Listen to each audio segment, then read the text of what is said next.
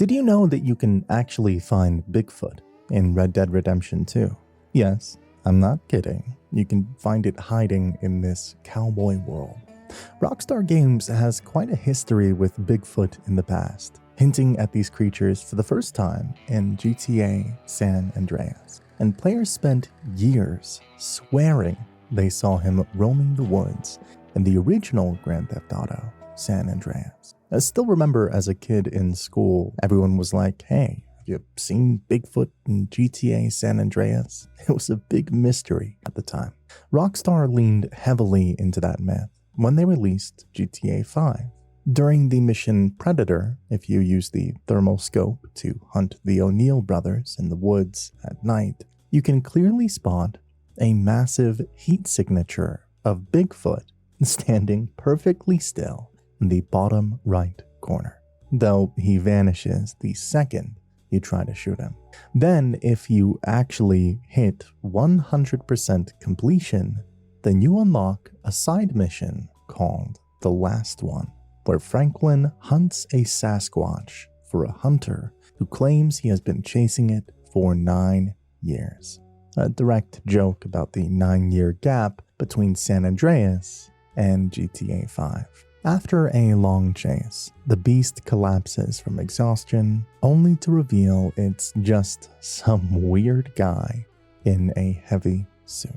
They even throw him on the official Los Santos City seal, painted on all the LSPD cruisers, and created an in-game clothing brand called Yeti that sells Sasquatch shirts. If you really want to get crazy, eating specific golden peyote plants during foggy weather actually lets you transform into a beast with super strength. So, considering Rockstar's absolute fondness for this mythical creature, it makes perfect sense that they snuck the Sasquatch legend straight into the wilderness of Red Dead Redemption 2.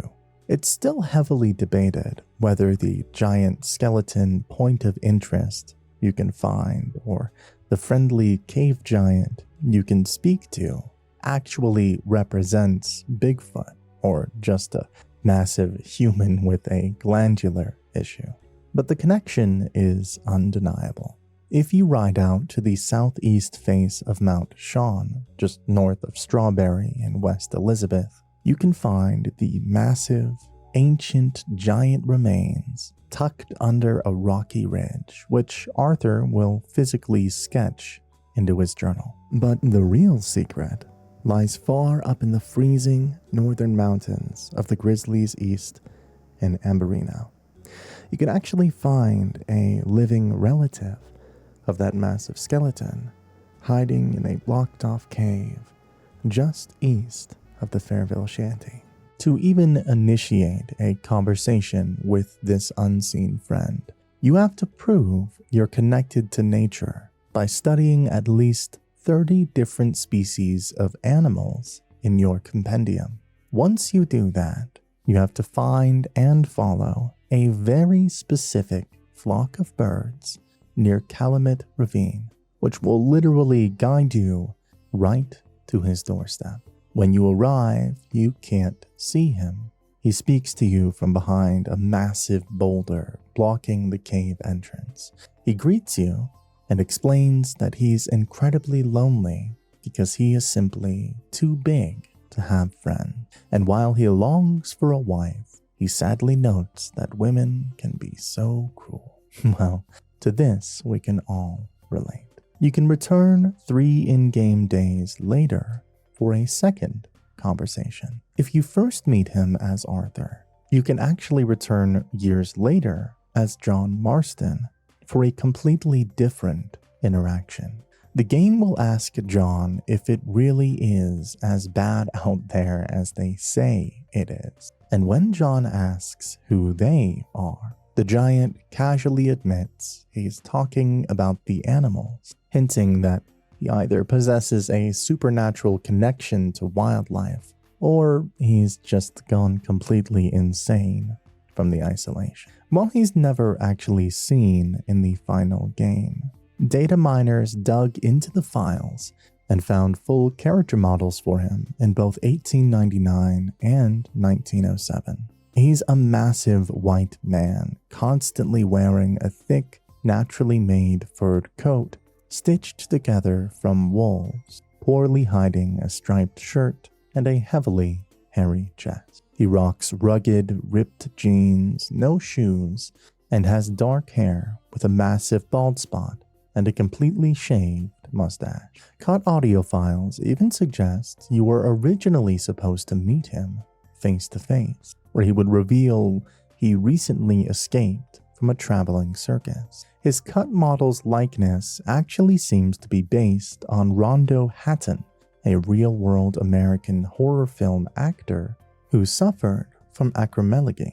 So while the world is debating if he's just a friendly giant or the actual Sasquatch himself, neither has been officially confirmed, leaving this massive, lonely mountain man as one of the best hidden mysteries in the entire game.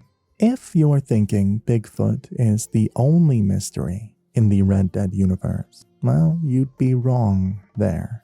The game includes another fan-favorite mystery about UFOs. It's a popular theory that there are aliens in the outer worlds, and we just haven't discovered them yet. And Rockstar, being Rockstar, has hinted at these extraterrestrial visitors at various times throughout their history. UFOs are practically a reoccurring obsession across their major titles, ranging from hidden static props to massive interactive events. In GTA Vice City, you could find a simple movie prop saucer abandoned at Interglobal Studios on Prawn Island.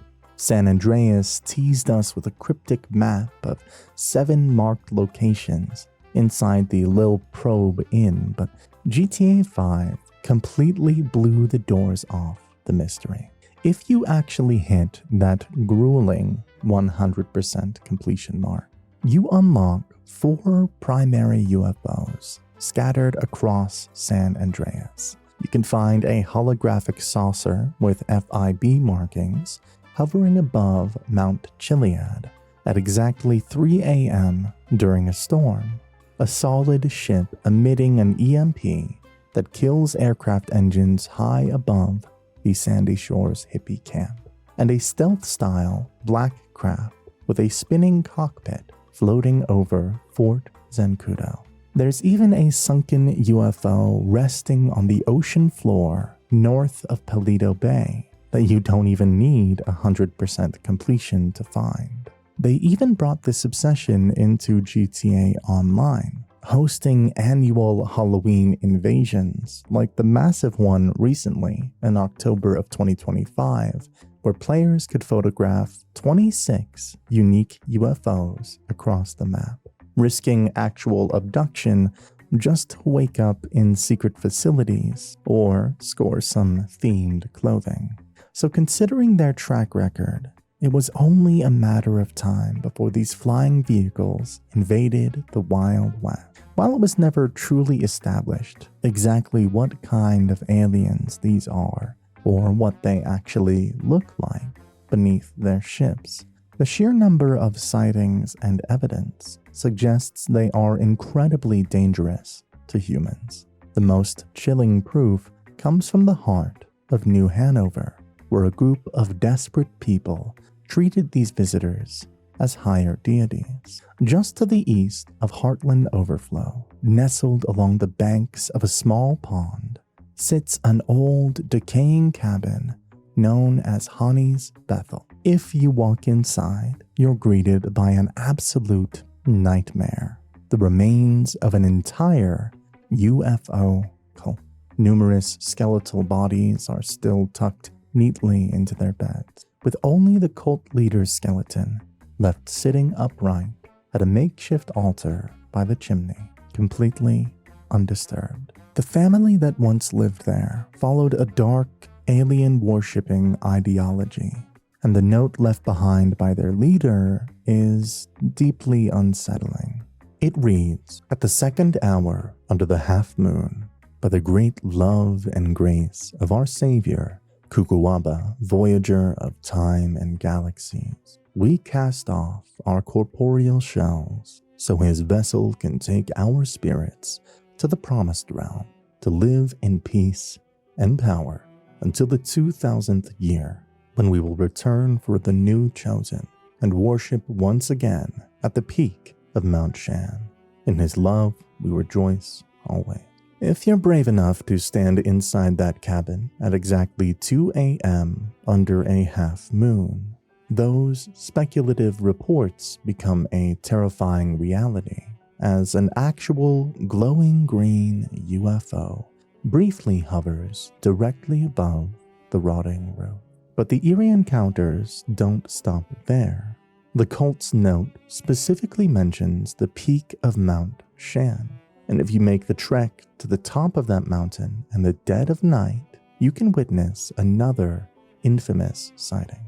A second flying saucer will appear high above the rocky peaks, shining distinct red and blue lights through the darkness before zipping away into the stars. While there are, thankfully, no reports of deaths or abductions directly linked to this specific mountain sighting, finding it right after seeing the mass suicide at Hani's Bethel makes you realize that the cowboys in Red Dead Redemption 2 had way bigger problems to worry about than just outlaws in Pinkerton. Before we move on, take a moment to scroll down and subscribe to the channel. We've got plenty of videos incoming that I'm sure you don't want to miss. And these videos take a lot of time to make. So, moving on. John Marston is a big family guy since RDR1. He even sacrificed his life to save his family, but Arthur Morgan, well, he's a total beast. He seems like a heartless, cold-blooded killer with no feeling. It feels like he would never fall for a woman, and he's the true definition of a Sigma male. But the fans that played the side missions know that this isn't the truth.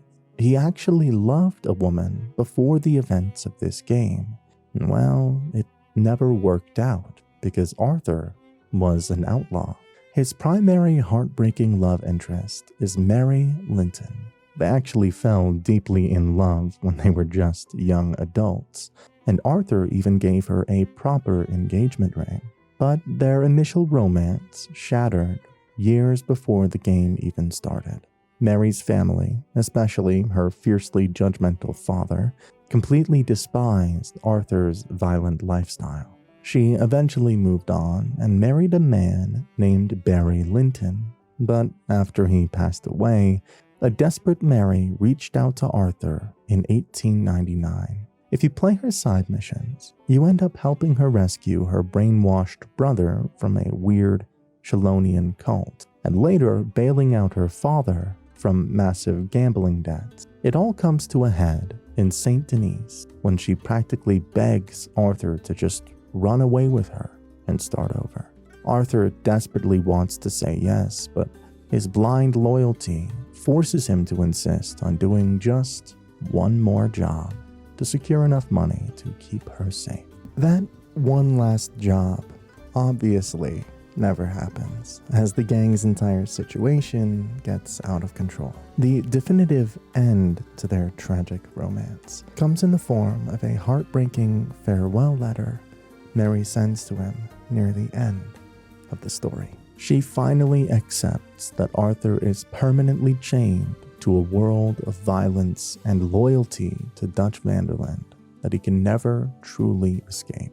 Along with that emotional letter, she actually returns the exact same engagement ring he gave her all those years ago. In an incredibly touching passing of the torch, Arthur later gives that very ring to John Marston, who famously uses it to propose to Abigail. What many fans don't know is that there was another woman that Arthur had a relationship with, and her story explains exactly why he became such a hardened, closed-off enforcer.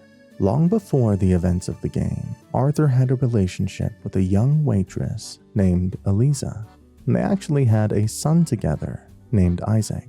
Arthur didn't just abandon them, he visited them regularly, deeply cared for them and constantly provided financial support to keep them safe. But absolute tragedy struck when Arthur arrived for one of his regular visits, only to find 2 wooden crosses outside of their home.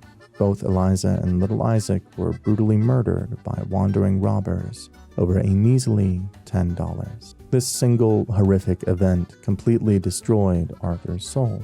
It permanently hardened him and convinced him deep down that a monster like him simply didn't have a right to a normal, happy family life.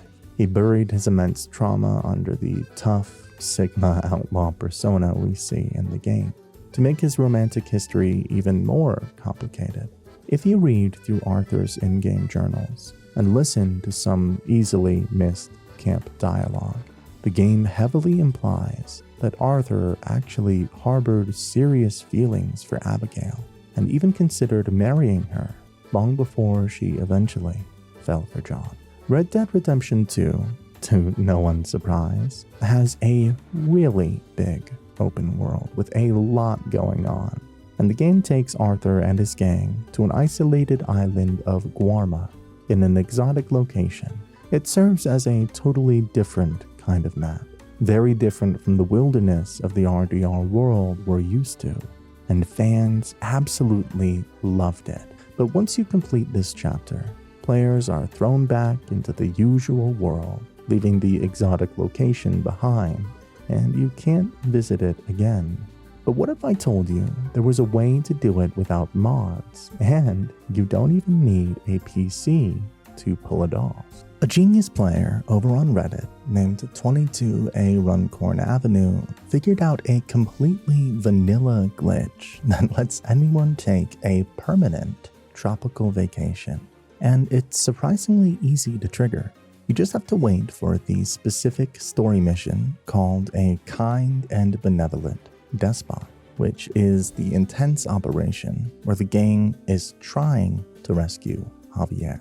At a certain point in the quest, Dutch will tell Arthur to cause some sabotage and wait outside. This is your golden window. Instead of following orders, you simply leave the building, walk over to a very specific nearby rock wall, and just hop over it. That's literally it. You completely break out of the intended mission boundaries without triggering the annoying auto-fail screen. Even better, the terrifying invisible sniper that Rockstar normally uses to instantly assassinate you when you wander out of bounds is completely deactivated. You are entirely free to roam the lush jungles and check out all the insane high-resolution details the developers hid in areas we were never actually supposed to explore. Because you are technically breaking the Matrix to do this, things do get a little weird and eerie. All the normally populated areas are complete ghost towns, with absolutely zero NPCs walking around. There is still wildlife roaming the jungle for you to check out, but you won't find a single horse to spawn, meaning you have to hoof it across the island on foot. I suppose, pun intended. If you are incredibly patient, you can actually jump into the ocean and swim all the way back to the main American map while the glitch is active. But here's the absolute funniest catch to this entire exploit. You cannot fire your gun under any circumstances. The game's code firmly believes that you are still actively sneaking around to save Javier. So if you manage to swim thousands of miles all the way back to Blackwater and accidentally fire your revolver at a bird, the guards all the way over in Guarma will somehow hear that exact gunshot across the ocean and instantly execute poor Javier, failing your mission. Well, there is also another way to get to Guarma. You can literally fly to Guarma using a glitch. If quietly sneaking out of a mission sounds a little too tame for your inner outlaw, one beast of a player named Beginning Career 1676 over on Reddit discovered a totally unhinged bug that lets you revisit the island long after Chapter 5 ends. It all revolves around the now legendary bridge bug, located way out in Hennigingstead. If you walk up to a very specific wooden bridge and violently hurl a throwing knife or tomahawk into the exact right spot between the planks, the game's physics engine completely loses its mind. Stepping onto that glitched wood instantly launches you thousands of feet into the actual stratosphere, sending you soaring straight across the entire map until you crash land way out of bounds.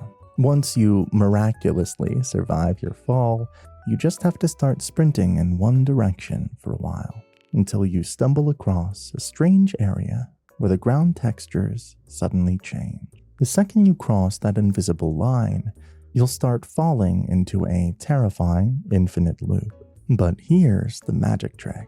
If you pause and load up your save file right then and there, the game gets confused. You'll instantly spawn into the lush jungles of Guarma, completely free to move around and explore the restricted areas and wildlife, just like you did back in the main story. When you finally get bored with your tropical vacation, all you have to do is reload your save one more time to instantly snap back to the United States.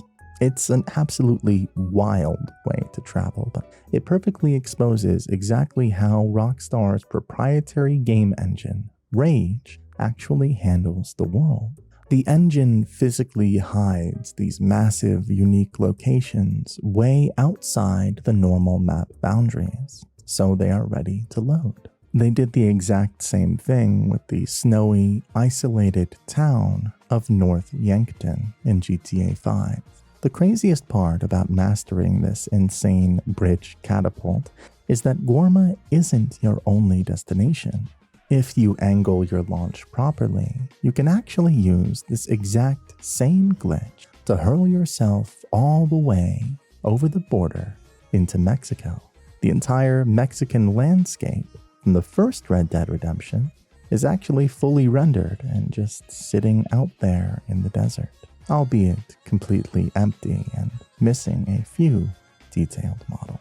While Guarma is loved by the community of Red Dead and has tons of content in it, it could have been way better and bigger than it is now, if only Rockstar Games had decided not to cut the content it was supposed to have. Deleted files suggest that Guarma could have been the best chapter, as 90% of the content is cut from the final game, leaving fans wondering what could have been. Rockstar originally designed a large map for Guarma, with a towering volcano and a massive area known as El Hueco, and a fully functioning village called Le Village. Instead of constantly searching for ammo and supplies in Guarma, players were supposed to visit Guarma's own shops and even grab a drink from the bartender in town. The actor behind Arthur Morgan, Roger Clark, even revealed that the whole arrival sequence was originally way more hardcore. Instead of just conveniently washing up on the beach, he was supposed to be stranded out at sea and literally forced to build a survival raft with his bare hands just to leave the island alive. The amount of content they cut is just heartbreaking for someone who loves exploring every inch of this game, finding mysteries, and doing every possible side quest. There were completely new, stranger missions removed from the game, including quest lines for characters named Senior Andreas Cullen and Dr. Lane Higgins. There was even a crazy cut mission where Arthur and Bill Williamson were supposed to team up to rescue a mysterious woman known only as Leon's niece. And if you were wondering why you can't legitimately go back once the chapter ends, data miners actually found a forgotten text file proving that players were originally intended to purchase a $100 ferry ticket right out of Saint Denis during the epilogue to return to the island whenever they want. Rockstar ultimately condensed the whole chapter and scrapped the open world paradise because a massive open world, fun, explorable island would have clashed with the dark narrative of that chapter. They needed to make the environment according to the scenario to make the story feel claustrophobic and terrifying, to perfectly mirror the gang's absolute desperation and Dutch's total mental collapse. Fortunately though, if you are playing on PC, a massive community effort called the Beta Guarma Restoration Project over on Nexus Mods is actively trying to resurrect all of those lost locations and features so we can finally play the chapter the way it was originally intended. Rockstar Games is obsessed with supernatural things, and ghosts are no exception.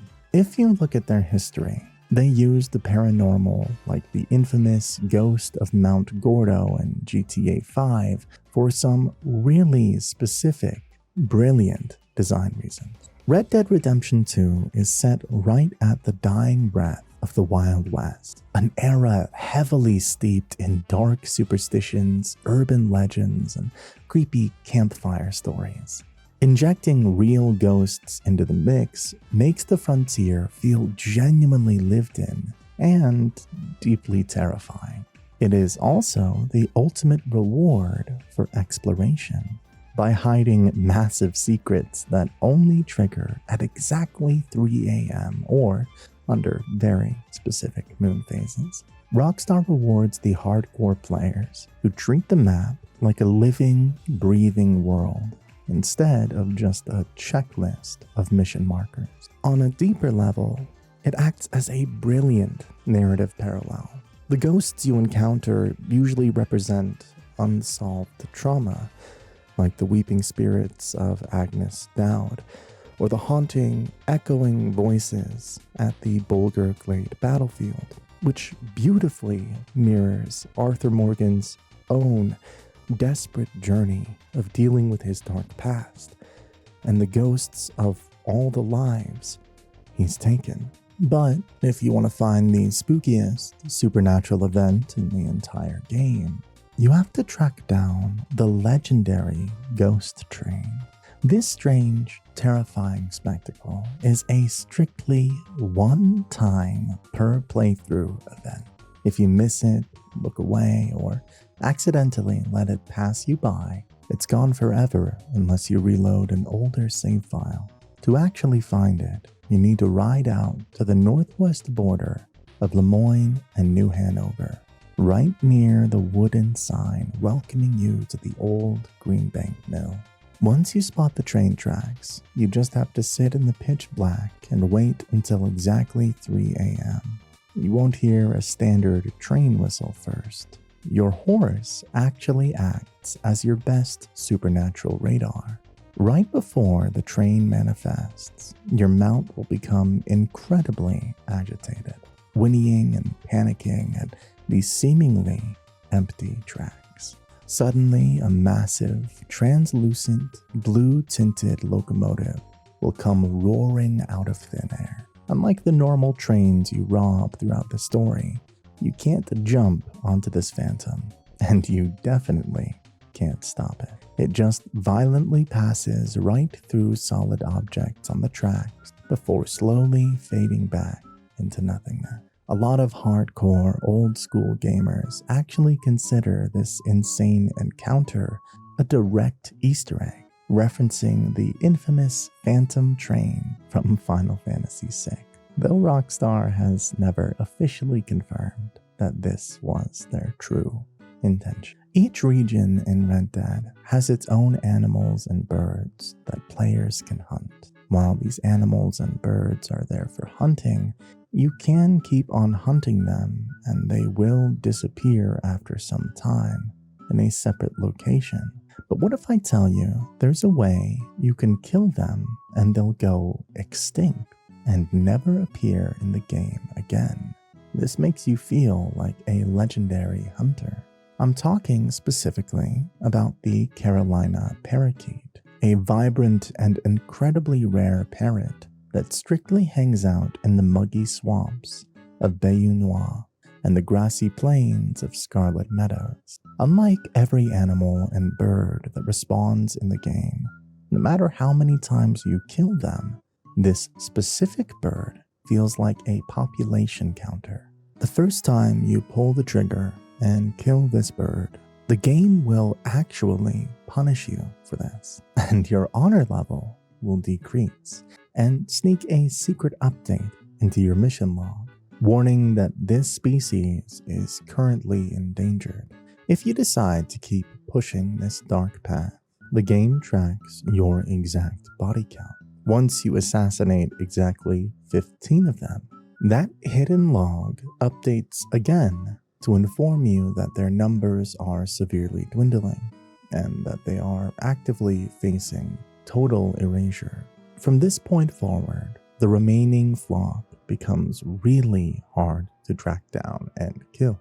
If you are relentless enough to find all 25 of these unique birds and kill them, a mission completed notification will appear on your screen.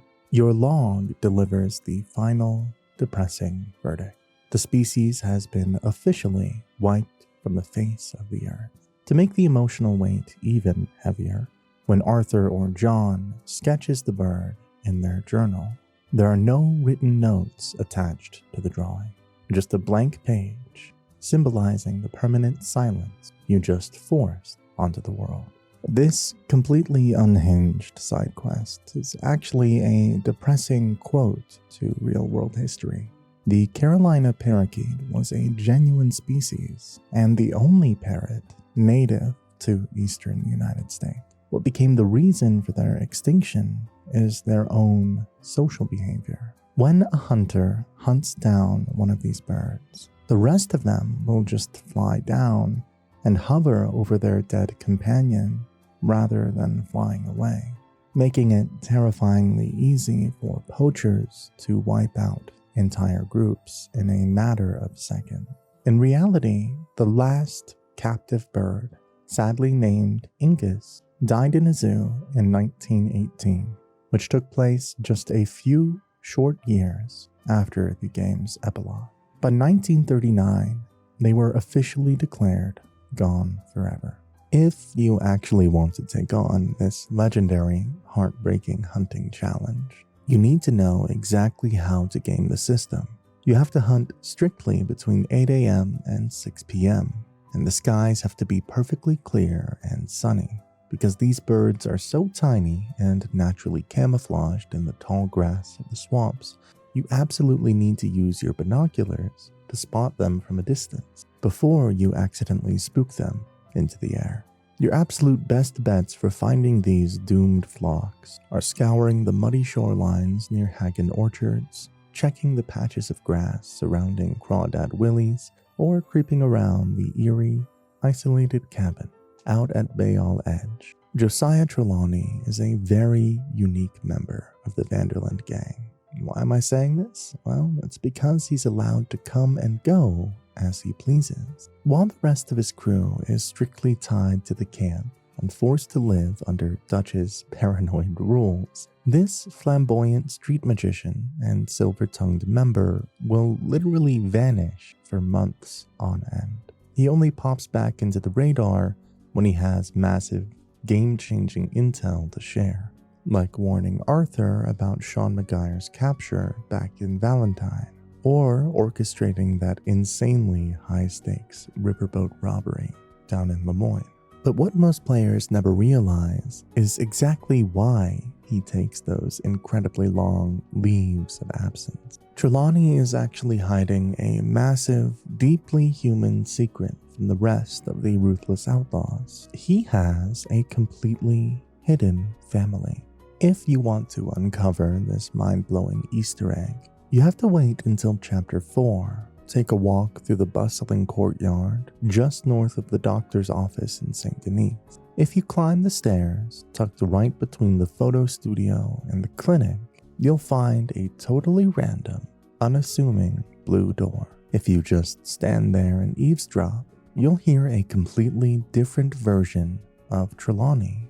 The slick, lying criminal persona completely vanishes. Instead, you'll hear a deeply loving, devoted husband and father excitedly handing out spinning tops he smuggled all the way from Blackwater to his two young boys, Cornelius and Tarquin. If you decide to blow his cover and have Arthur loudly call him out through the woods, Trelawny goes into an absolute panic. Desperate to keep his violent outlaw life separated from his innocent kids, he tries to hide his identity. He talks through the door in a nervous, formal tone, assuring Arthur that he will meet him back at the office. His improvised, desperate code word for their hidden gang camp on Monday or Tuesday, practically begging Arthur to walk away before his sons figure out who was on the other side of the door.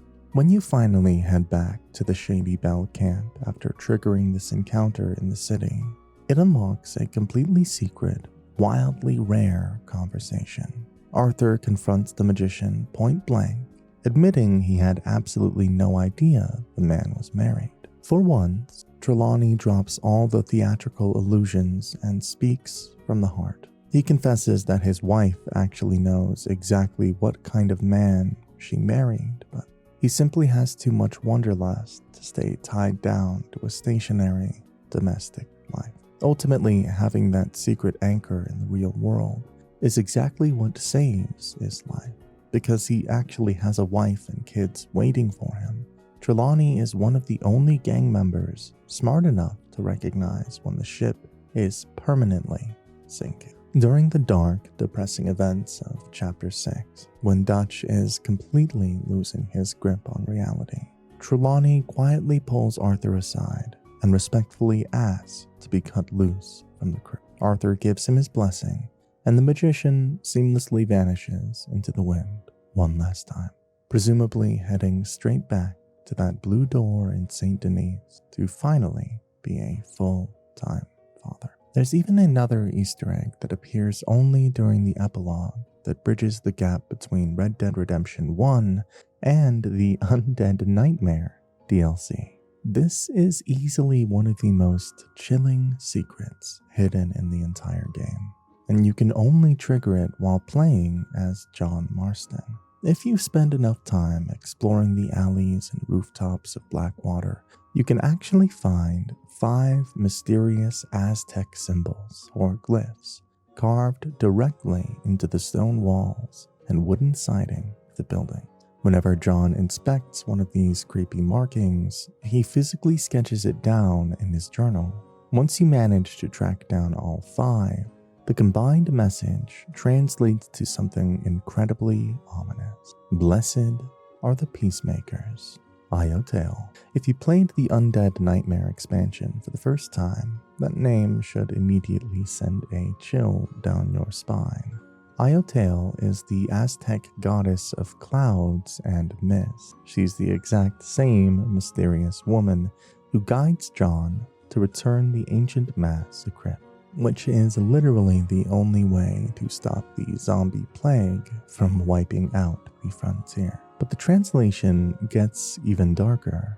Blessed are the peacemakers isn't just a famous quote from the Beatitude. It's the exact epitaph inscribed on John Marston's actual headstone at Beecher's Hope after he's tragically gunned down in 1911. Finding this hidden message in 1907 implies that this supernatural deity has been quietly watching John for years.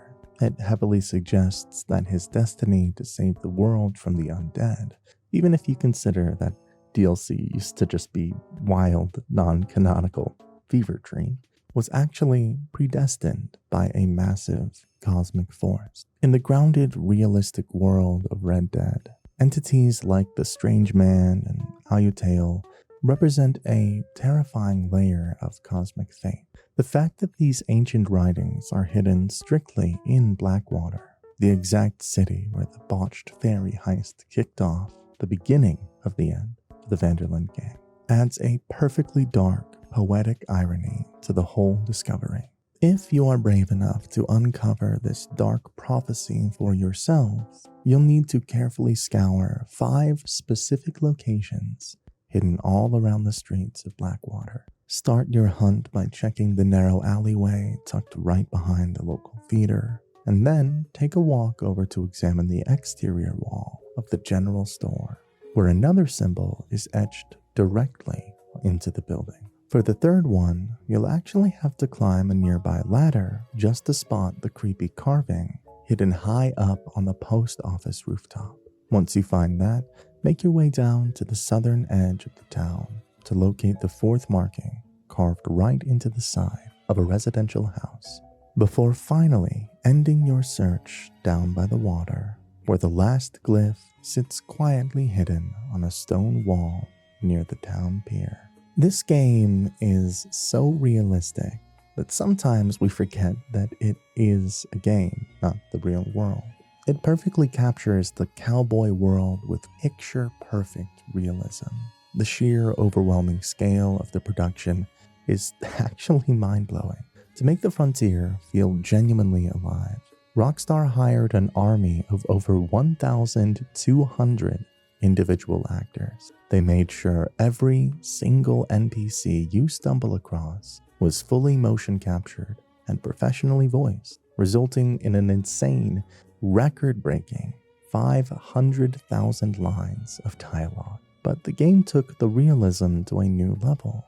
They even mocapped horses. They didn't just animate your best friend from scratch using reference videos. Rockstar literally brought massive, professional stunt horses, most notably a famous Hollywood horse named Blanco, right into their high-tech motion capture studios. They strapped dozens of motion sensors directly onto these massive animals to perfectly capture their natural gaits. Whether they're walking, trotting, galloping, or rearing up in fear, the data is 100% authentic. The biggest technical breakthrough was capturing the true lateral movement. Instead of just pivoting on a dime like a sports car in GTA, these digital horses actually shift their heavy weight, sidestep through the mud, and realistically lean their bodies into tight turns. To make the animals look just as authentic as they move, the developers did something completely unhinged. They took the incredibly complex, expensive technology normally reserved for capturing micro-expressions on human faces and applied it directly to the horses' bodies. By using dynamic blending normal maps that shift as the animal moves, you can literally watch the muscles in their muzzle, shoulders, ribcage, and hindquarters flex, contract, and release under their skin in real time as you sprint across the plains. But here's the funniest behind-the-scenes secret to this whole process. While the horse movements are entirely real, the human actors weren't always riding the actual animals during their performance capture. Actors like Roger Clark, who flawlessly brought Arthur Morgan to life, often had to perform those intense, dramatic riding scenes while awkwardly straddling steel drums or rigid, fake prop horses. These rigs were built to be dimensionally accurate, so the actors' leg positioning and posture would look flawlessly natural once the animators layered them over the real horse data. They even kept professional wranglers right there on set just to coach the actors on how a real cowboy would shift their weight in the saddle. By spending years obsessively studying real horses, even traveling to film them out in Scotland to perfectly understand how they naturally react to terrifying predators or rough, uneven terrain, Rockstar created an incredible anatomy of drift. It ensures your companion never feels like a simple, disposable vehicle, but rather a living, breathing, and completely unpredictable companion. The obsessive dedication to details is the exact reason for the game's infamous realism, where even the horse's testicles dramatically shrink based on the weather of the game. Jack Marston takes the revenge of his father at the end of the first game, but is he really his father? This is one of the most debated topics among the community. His mother, Abigail, was brought into the game as a prostitute before John eventually fell in love with her and married her. But Jack is never definitively proven to be a biological son of John. This is a total mystery that completely recontextualizes the entire tragedy of the Marston family. Because Abigail's services were utilized by almost everyone in the camp before she settled down, the door is left wide open for some wild, heartbreaking, and deeply cursed theories about who Jack's real father actually is. Let's get the most repulsive theory out of the way first. It's a well-known piece of gang lore that Uncle is actually the one who found an orphaned Abigail and introduced her to the gang back in 1894. While everyone wants to blame his terminal lumbago and general laziness, you have to ask yourself, why did he bring her in? Did he have ulterior motives before the rest of the gang met her? It is a deeply uncomfortable thought, but in the lawless late 19th century, nothing is entirely off the table. Bill is an angry, dishonorably discharged brute, and he knows exactly how to hit John where it hurt.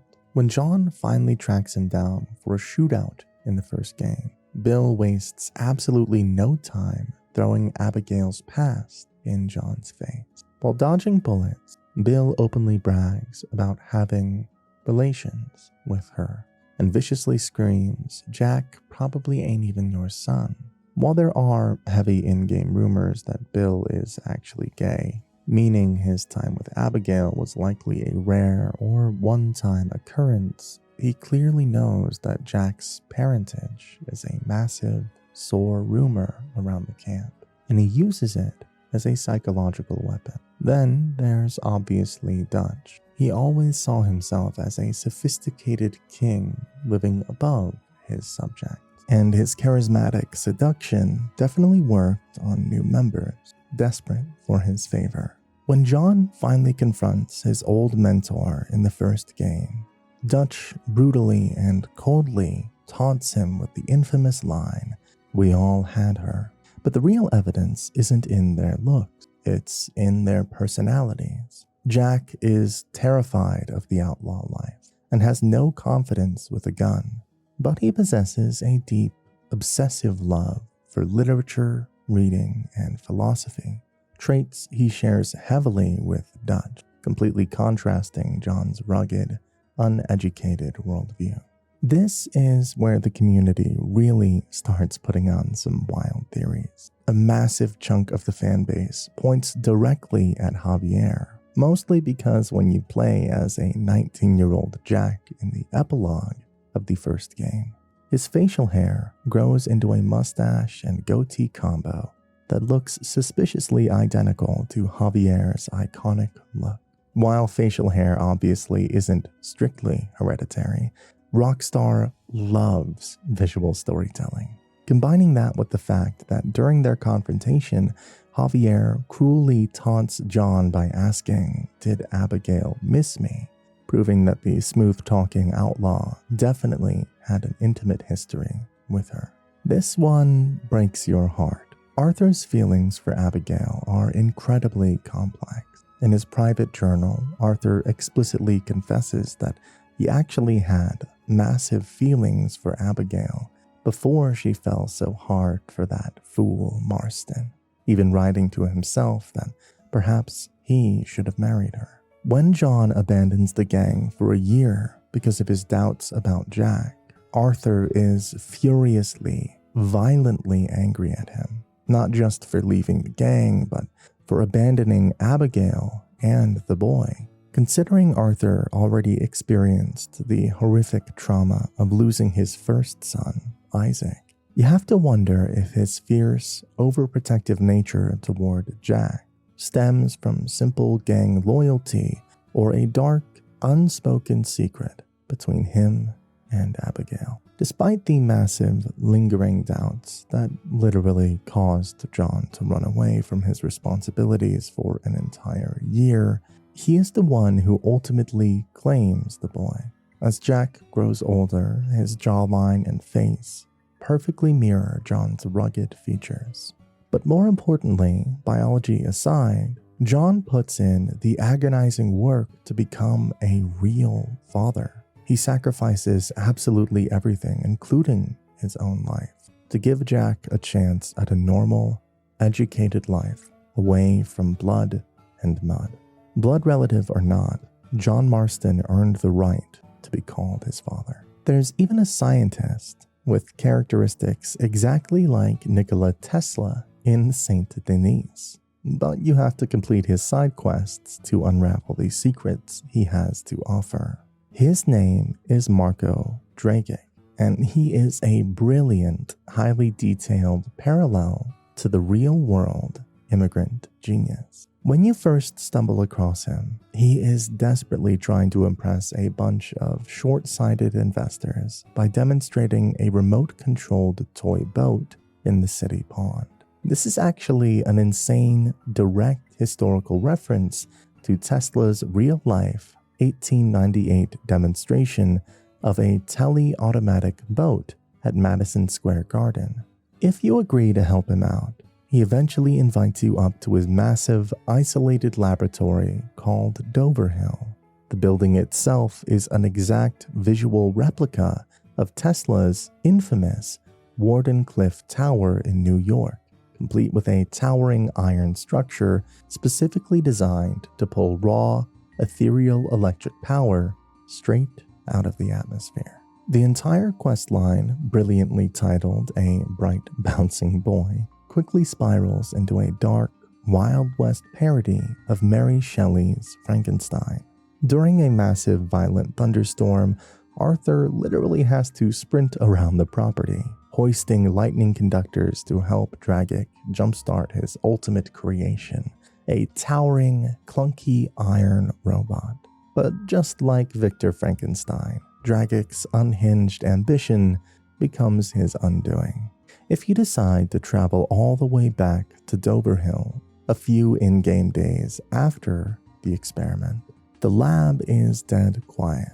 You will find Dragic's lifeless body brutally crushed on the floor in a pool of blood, his chest entirely caved in, and his robotic son is completely missing.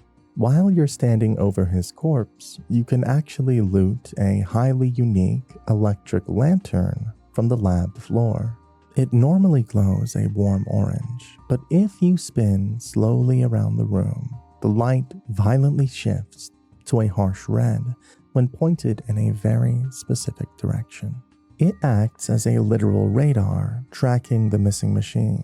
If you're crazy enough to follow that red light for miles, all the way to the highest, most brutal peak of the Grizzlies, far northwest of the frozen mining town of Coulter, you will finally track down the runaway creation. You find the massive iron robot sitting entirely alone on the edge of a freezing cliff, just staring out over the snowy world. But unlike a mindless, murderous machine, or Frankenstein's monster turning to malice after being abandoned, this encounter is deeply heartbreaking. The robot is heavily malfunctioning, sparking with dying electricity, and it just repeatedly, tragically whimpers a single distorted word, Papa. It isn't a monster at all. It's stuck in a permanent, depressing loop of mourning for the creator it accidentally killed. If you take the time to witness this brutal, emotional tragedy at the top of the world, the game secretly rewards you by unlocking the hidden Artificial Intelligence Trophy or achievement. Red Dead Redemption is no stranger to the supernatural, whether aliens or the entire Undead Nightmare expansion. Lurking on the nighttime streets of Saint Denis is another iconic monster, a vampire. The smog-filled, claustrophobic alleyways of the city make it the perfect hunting ground for a literal bloodsucker. But you can't just stumble across him by accident. You have to play detective and actively track him down by inspecting 5 very specific, creepy pieces of graffiti scrawled in blood across the city walls. To start your paranormal investigation, you need to search the darkest corners of Saint Denis. The first bloody message is tucked away behind some wooden crates in the alleyway, right behind the local gunsmith. For the second, head over to the bustling market and check the side of the building directly across from the general store. The third one is hidden deep inside the gated market area, where the trapper sets up shop, specifically back near his storage space. The fourth piece of graffiti is scrawled in a narrow, terrifyingly tight alleyway, just north of the Fontina Theater. Finally, you can find the fifth message slapped onto the wall of a red brick building just south of Doyle's Tavern, right near the butcher's stall. Once Arthur or John inspects all 5 of these cryptic texts, they will whip out their journal and physically draw a star-shaped map connecting all the dots. This bloody pentagram reveals the exact location of the monster's feeding ground. You have to head to a specific alleyway directly across from the south side of the massive Saint Denis Cathedral, and you have to do it during the witching hour between 12 a.m. and 1 a.m. As you walk into the darkness, your mini-map will suddenly flash a small X indicating a fresh corpse. Right there in the shadows is a pale, terrifying, Nosferatu-looking vampire hunched over his latest victim. From his appearance, you can tell that he is a blood-sucking vampire. But here is the most crucial warning. If you plan on doing this, do not underestimate him. If you antagonize the creature, he will instantly charge at you with terrifying speed. It doesn't matter how heavily you've leveled up your health core, this monster has a devastating one-shot kill that will instantly execute you. And the absolute worst part, if he manages to kill you, or if you panic and run away, he vanishes into the night forever. He will never respawn on that save file, and you completely lose your one and only chance to claim his incredibly rare loot.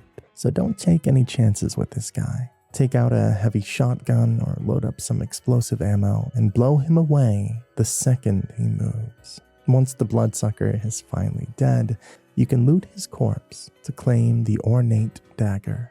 It's an absolutely gorgeous, unique, and entirely missable melee weapon featuring a sinister wavy blade and a heavily stylized metal hilt.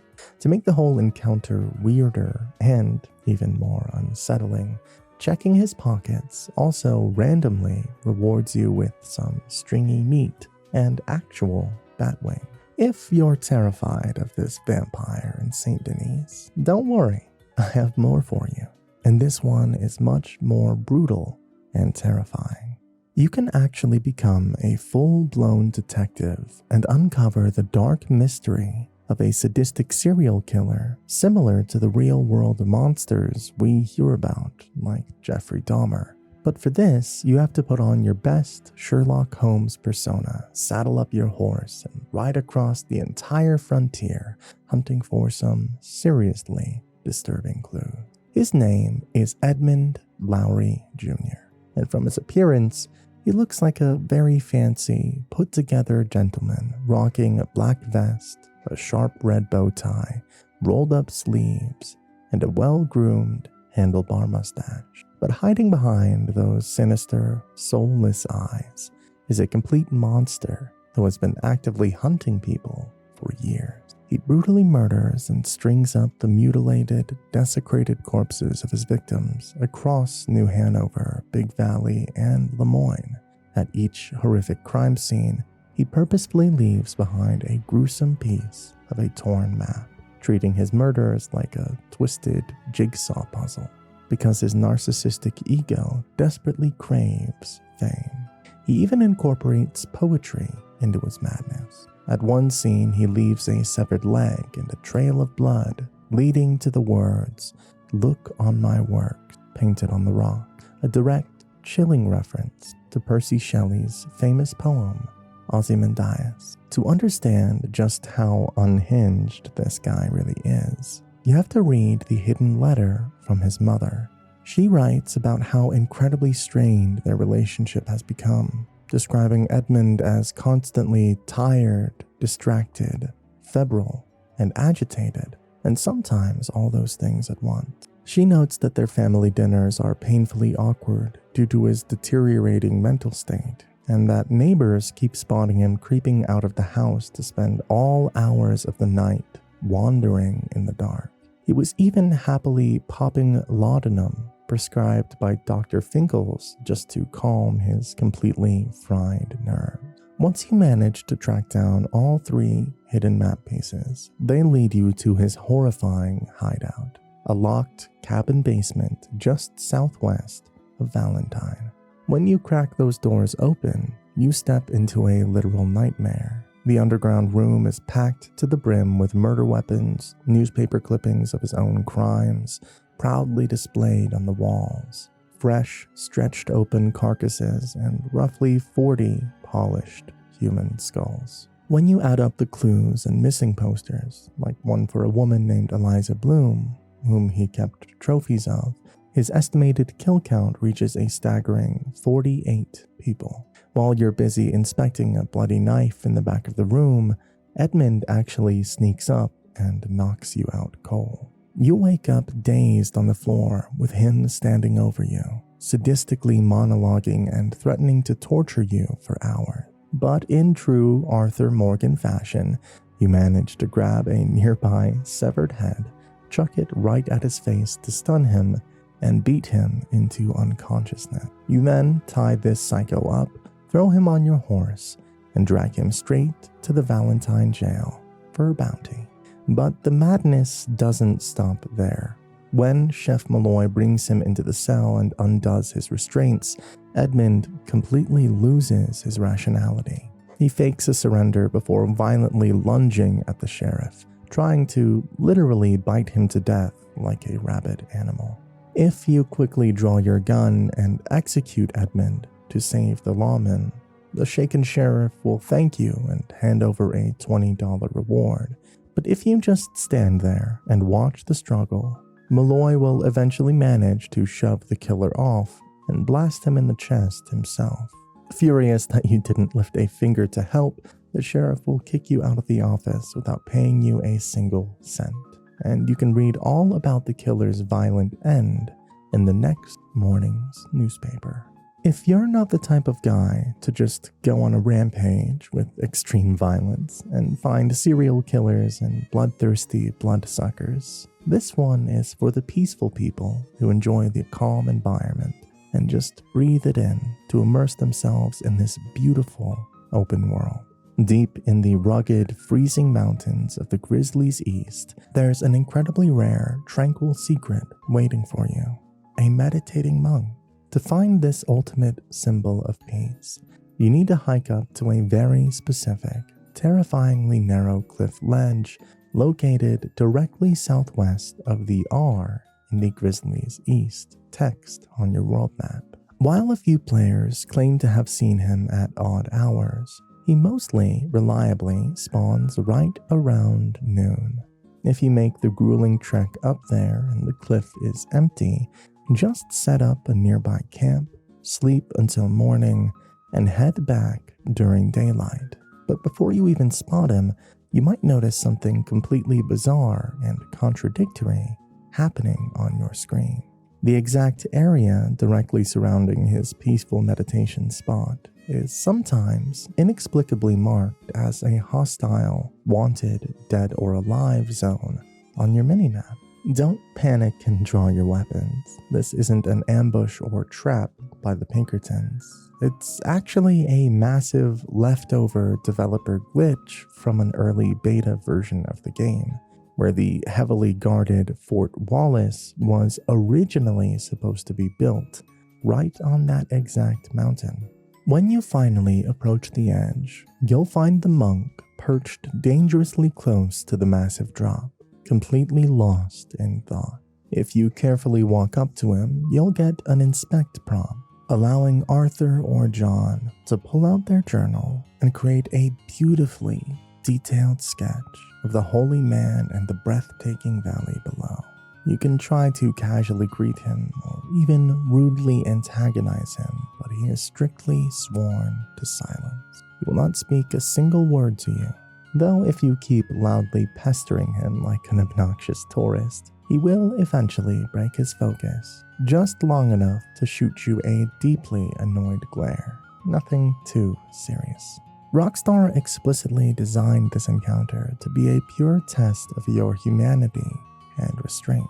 If you decide to interrupt his spiritual peace by firing your revolvers into the air, aggressively hog-tying him or harming him in any way, the game instantly slaps you with a heavy honor penalty. And if you let your darkest intrusive thoughts win and kick him off the cliff, he is gone forever. You will literally never respawn for the remainder of your entire playthrough, permanently robbing your world of that peaceful presence. Instead of resorting to violence, players are actually meant to use this location for its true, hidden purpose. If you walk right up next to him and hold your rest button, your character will actually sit down on the very edge of the cliff, dangling your boots over the massive drop. You can just sit there in silence, joining the monk in a quiet moment of meditation while taking in one of the most gorgeous, brilliantly lit landscape views in the entire gaming industry. In the lawless world of Red Dead Redemption 2, Arthur Morgan is obviously no stranger to being on the wrong side of the law. But what if I told you that being a good guy to the worst criminals in the game is actually the best way to line your pockets with gold? If you spend enough time riding across the frontier, you'll eventually stumble across random chance encounters involving desperate, escaped prisoners. One of the most famous and deeply unsettling versions of this secret is the gruesome, shackled duo of two prisoners. While riding through the middle of nowhere, you will suddenly hear a man desperately screaming for help. If you investigate, you'll find a terrified survivor still physically shackled to the rotting, fly-covered corpse of his fellow escapee. The survivor is in panic mode and will beg you to pull out your gun and shoot the heavy chain linking him to the dead weight. You have to be incredibly precise, because if your arm slips and you accidentally shoot the prisoner instead, or if you just stand there staring at him for too long, he'll panic and run off, permanently costing you the secret tip. But if you successfully shatter the chain, he will purposefully thank you for saving his life and immediately drop a specific tip for a hidden gold stash or a highly lucrative home robbery, like the heavily armed Watson's cabin or the stash hidden away in Lonnie's shack. These criminal encounters play out in a few other wild ways across the map. You'll frequently spot heavily guarded police wagons transporting locked-up prisoners down the main trail. If you decide to go full outlaw, execute the guards, and shoot the iron lock right off the cage, the freed prisoner will almost always hand over a tip for a hidden stash tucked away in a ruined chimney or buried under a specific floorboard. Other times, you'll just spot a lone man still wearing his iconic black and white striped prison jumpsuit, nervously hiding in the bushes or crouching near the train track, eagerly offering a robbery tip in direct exchange for you shooting off his heavy leg irons. Of course, if you're actively trying to play a high honor run, or just want to roleplay as a ruthless bounty hunter, you always have a second option. Instead of shooting their chains, you can just pull out your lasso, violently hog-tie the desperate prisoner, throw them on the back of your horse, and ride them straight into the nearest sheriff's office. The sheriff will happily take them off your hands and pay you a small, lawful bounty, usually sitting somewhere between $8 and $20. But here's the massive opportunity cost. Doing the right thing means you completely forfeit the tip about the gold or the robbery location, which is almost always worth significantly more money than that measly bounty payout. If you do decide to break the law and help them out, they will point you toward some of the absolute best secrets in the game. They'll give you exact directions to abandoned, ruined houses where you can inspect the fireplace to find hidden wads of cash, or even better, they'll reveal the dark secrets of local shopkeepers. These grateful criminals will tell you exactly how to rob the illegal moonshine operation hidden in the basement of the Strawberry General Store, or how to hold up the secret, high-stakes poker game operating behind a reinforced metal door at the Saint Denis gunsmith. If you think you've seen every weird, unsettling secret hidden out in the wilderness, you clearly haven't spent enough time wandering through the deepest, darkest parts of the swamps. Hiding out in the gator-infested wetlands of the Bayou Noir, just east of the ruined settlement of Laquais, and directly north of Saint Denis, you can stumble upon a small clearing completely surrounded by massive, rotting cypress trees. Sitting right there in the murky mud is a literal tiny church. At first glance, it looks like a pristine children's toy or a carefully crafted architectural model, but it's actually a fully functional, shrunken place of worship. What makes this discovery incredibly eerie is the bizarre audio design. Many players report hearing the faint, ghostly tolling of a church bell as they slowly approach the clearing. If you pull out your revolver and shoot the incredibly tiny bell sitting up in the miniature steeple, it doesn't make a weak, tiny ping. It rings out with a massive, deep, full-sized resonance that completely defies its small scale and echoes through the swamp. Despite the building being scaled for someone the size of a toddler, Arthur or John can squeeze through the front doors if they fully crouch down and awkwardly waddle inside. The interior is just as crafted as the outside, featuring a highly detailed miniature wooden altar. If you carefully search the tiny room, you can loot a valuable silver or golden crucifix, depending on your spawn luck, which you can easily pocket and fence off in Saint Denis for some quick cash. Once you crawl back outside, you get a prompt to inspect the building, allowing your character to pull out their journal and physically sketch the bizarre structure, while noting how absurd it is to find a pristine, miniature church abandoned in the middle of a deadly, uninhabitable swamp. But the mystery gets significantly darker if you walk around to the back of the building. You'll find a specific tree heavily marked with strange Blair Witch-style white chalk symbols. If you take the time to inspect these creepy markings, the game frequently triggers terrifying ambient supernatural audio, like a distant, agonizing scream echoing through the trees, or the heavy tolling of the church bell, ringing out again when absolutely nobody is touching it. You have to be incredibly careful investigating this spot, especially after the sun goes down.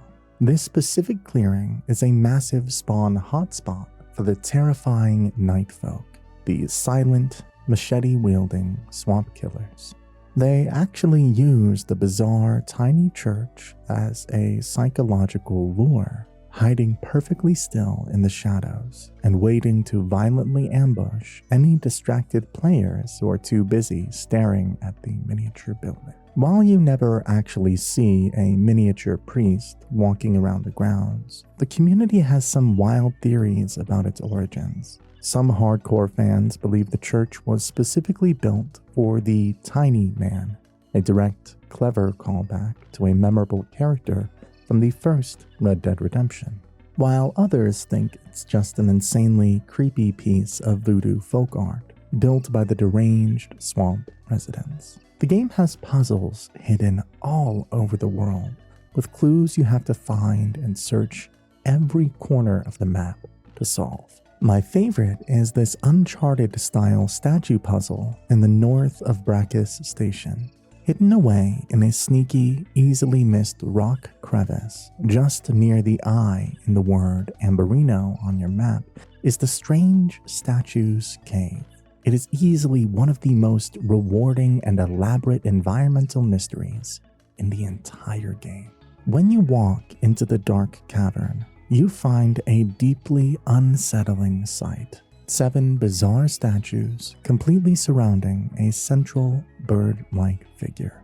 If you want to unlock the hidden compartment inside that center statue and walk away with an absolutely massive score of 3 solid gold bars worth a whopping $1,500 at any fence, you have to solve a brilliant, high-stakes logic puzzle.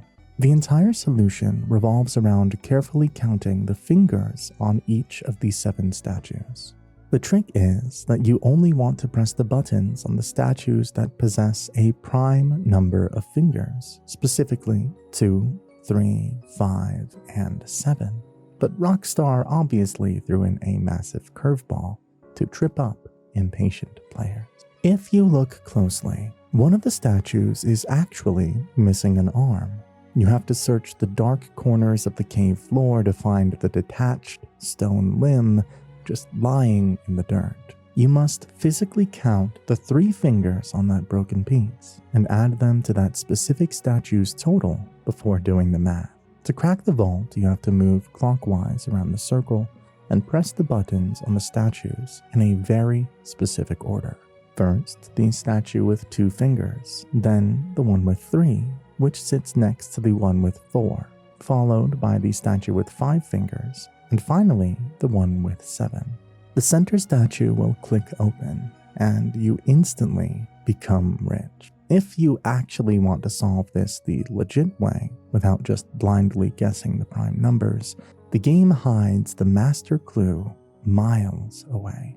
You have to ride west over the massive, natural stone archway known as Window Rock. High up inside that rock opening, there is a giant, ancient cave painting that perfectly depicts these exact statues and explicitly gives away the finger-counting logic you need to crack the cave's code. The wildest part is that the game never actually stops to explain who built this elaborate vault. The origins of the statues are heavily linked to the other strange, ancient cave paintings scattered across the frontier.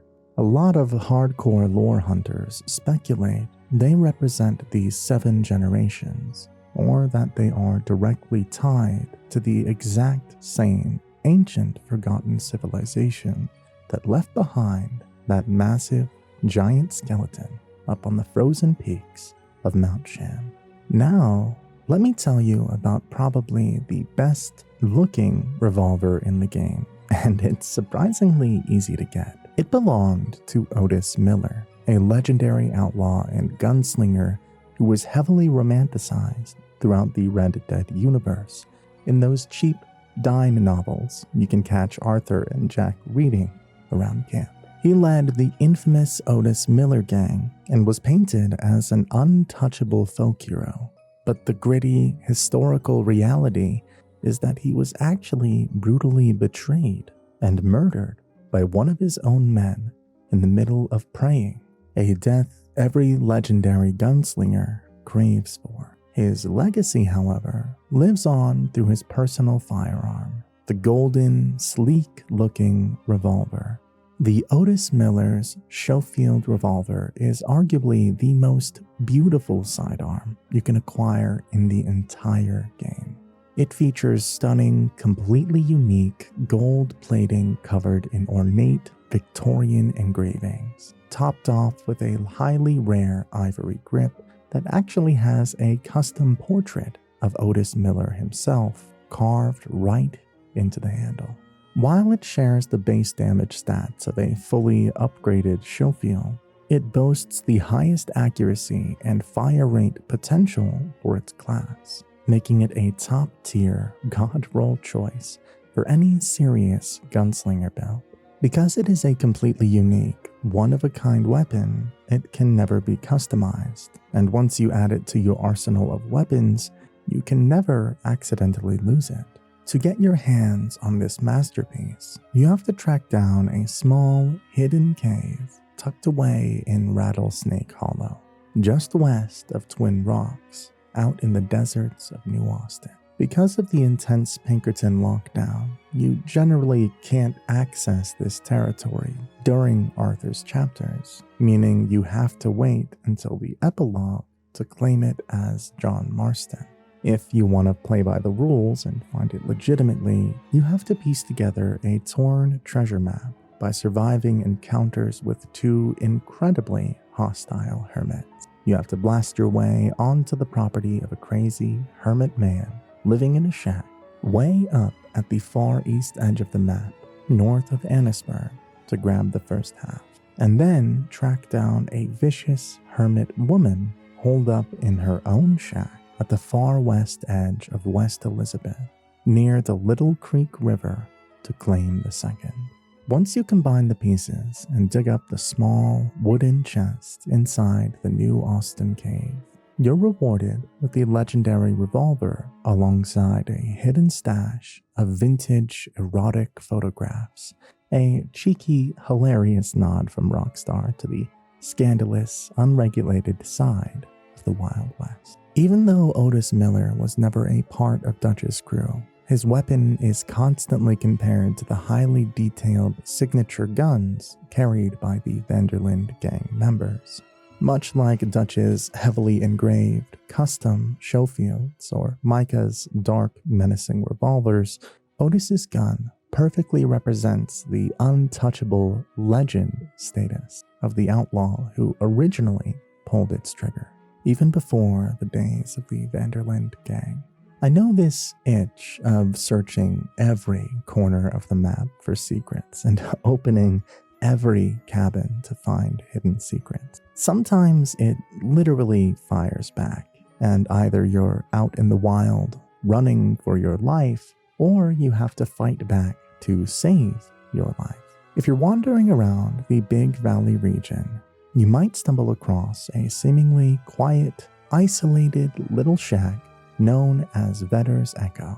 At first, it looks like an abandoned shack, with no signs of anyone home. As you creep up to the front porch, the area still seems completely abandoned, though if you listen closely, you might hear some faint, heavy breathing or deep scratching coming from behind the wood. The second you open that front door, a massive, furious grizzly bear that has been trapped inside jumps out and instantly charges right at your face. Because this terrifying jump scare happens in such an incredibly tight, claustrophobic space, you have virtually zero time to react. If you don't already have a heavy shotgun equipped and aimed directly at the doorway, you better be ready to furiously spam that struggle button to survive getting violently pinned to the floorboards. What makes Vedder's Echo so brilliantly evil is how Rockstar actively trolls the player by completely subverting the classic hermit trope. Usually when you stumble across a remote shack in the woods, you fully expect to get shot at by a grumpy old man guarding a rare weapon, like the hostile person living up near Annisburg. By completely replacing that unexpected human threat with a literal apex predator, they created a legendary, heart-stopping moment that nobody forgets. If you actually take a second to circle around to the rear of the cabin before blindly walking through the front door, the environmental storytelling gives the whole trap away. You'll see a massive, splintered hole smashed straight through the back wall, where the bear aggressively broke in, slaughtered the original inhabitant, whose gruesome remains are still scattered inside, and got completely stuck.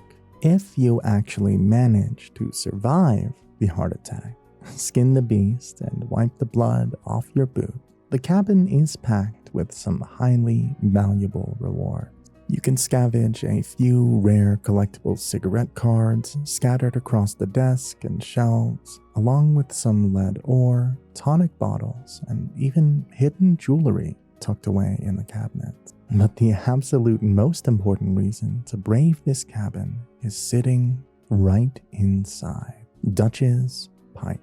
This is a highly specific, unique item required to complete one of the game's elusive companion requests. If you bring this antique pipe all the way back to camp and hand it over to Dutch, you get a completely unique interaction and a massive, much needed boost to the overall camp morale. RDR2 offers an insane level of crafting, and for that you need items such as rare minerals, and even if you don't use them for crafting, they are extremely expensive and you can sell them to get some money. But there are two specific minerals that completely break all rules of the game: amylite and fluorite. These are incredibly rare, one-of-a-kind, unique valuables hidden deep in the frozen mountains. Unlike standard gold bars or pieces of jewelry that eventually respawn, once you pick these up, they're gone from the map forever. Their primary intended use is simply to be fenced off for a quick $25 each. However, because they're so insanely difficult to reach, a massive chunk of the player base just hoards them in their satchel as flex trophies. The wildest part is that unlike other rare minerals in the game, like quartz, which you actively need to craft the bear claw talisman, amylite and fluorite have zero known crafting purposes or utility for creating trinkets. To actually get your hands on these legendary gems, you have to find a highly remote eagle's nest perched on a terrifying cliffside up in the Grizzlies' east region of Aberdine. If you pull up your world map, the exact location sits right between the I and the Z in the Grizzlies' east text, just below the N in Aberdine. To pull this crazy heist off, you have to approach the mountain from the north side of the train track and carefully navigate a ridiculously narrow, treacherous rock ledge. You have to make several incredibly precise, heart-stopping jumps across massive gaps in the stone. You have to be extremely careful up there, because one single wrong step or sprinting at the wrong moment will instantly send Arthur plunging to a lethal, bone-crunching fall. Once you finally survive the trek and reach the absolute end of the ledge, you'll find the bird's nest hiding one greenish amylite gem and one bluish fluorite gem. Because Rockstar went so far out of their way to hide these seemingly useless, highly detailed gems behind a brutal platforming challenge, the community is convinced they're part of a much bigger secret. A ton of hardcore lore hunters theorize that these gems might be secretly linked to the game's massive unsolved mysteries, like the terrifying glowing pentagram or the bloody pagan ritual site. This massive theory stems from the real-world, metaphysical, healing powers associated with these exact stones, where amylite is used for prosperity and fluorite is heavily used for spiritual grounding. Even though no in-game prompts have ever officially confirmed a supernatural use for them, players still refuse to sell them, just in case they're the final missing puzzle piece to something dark.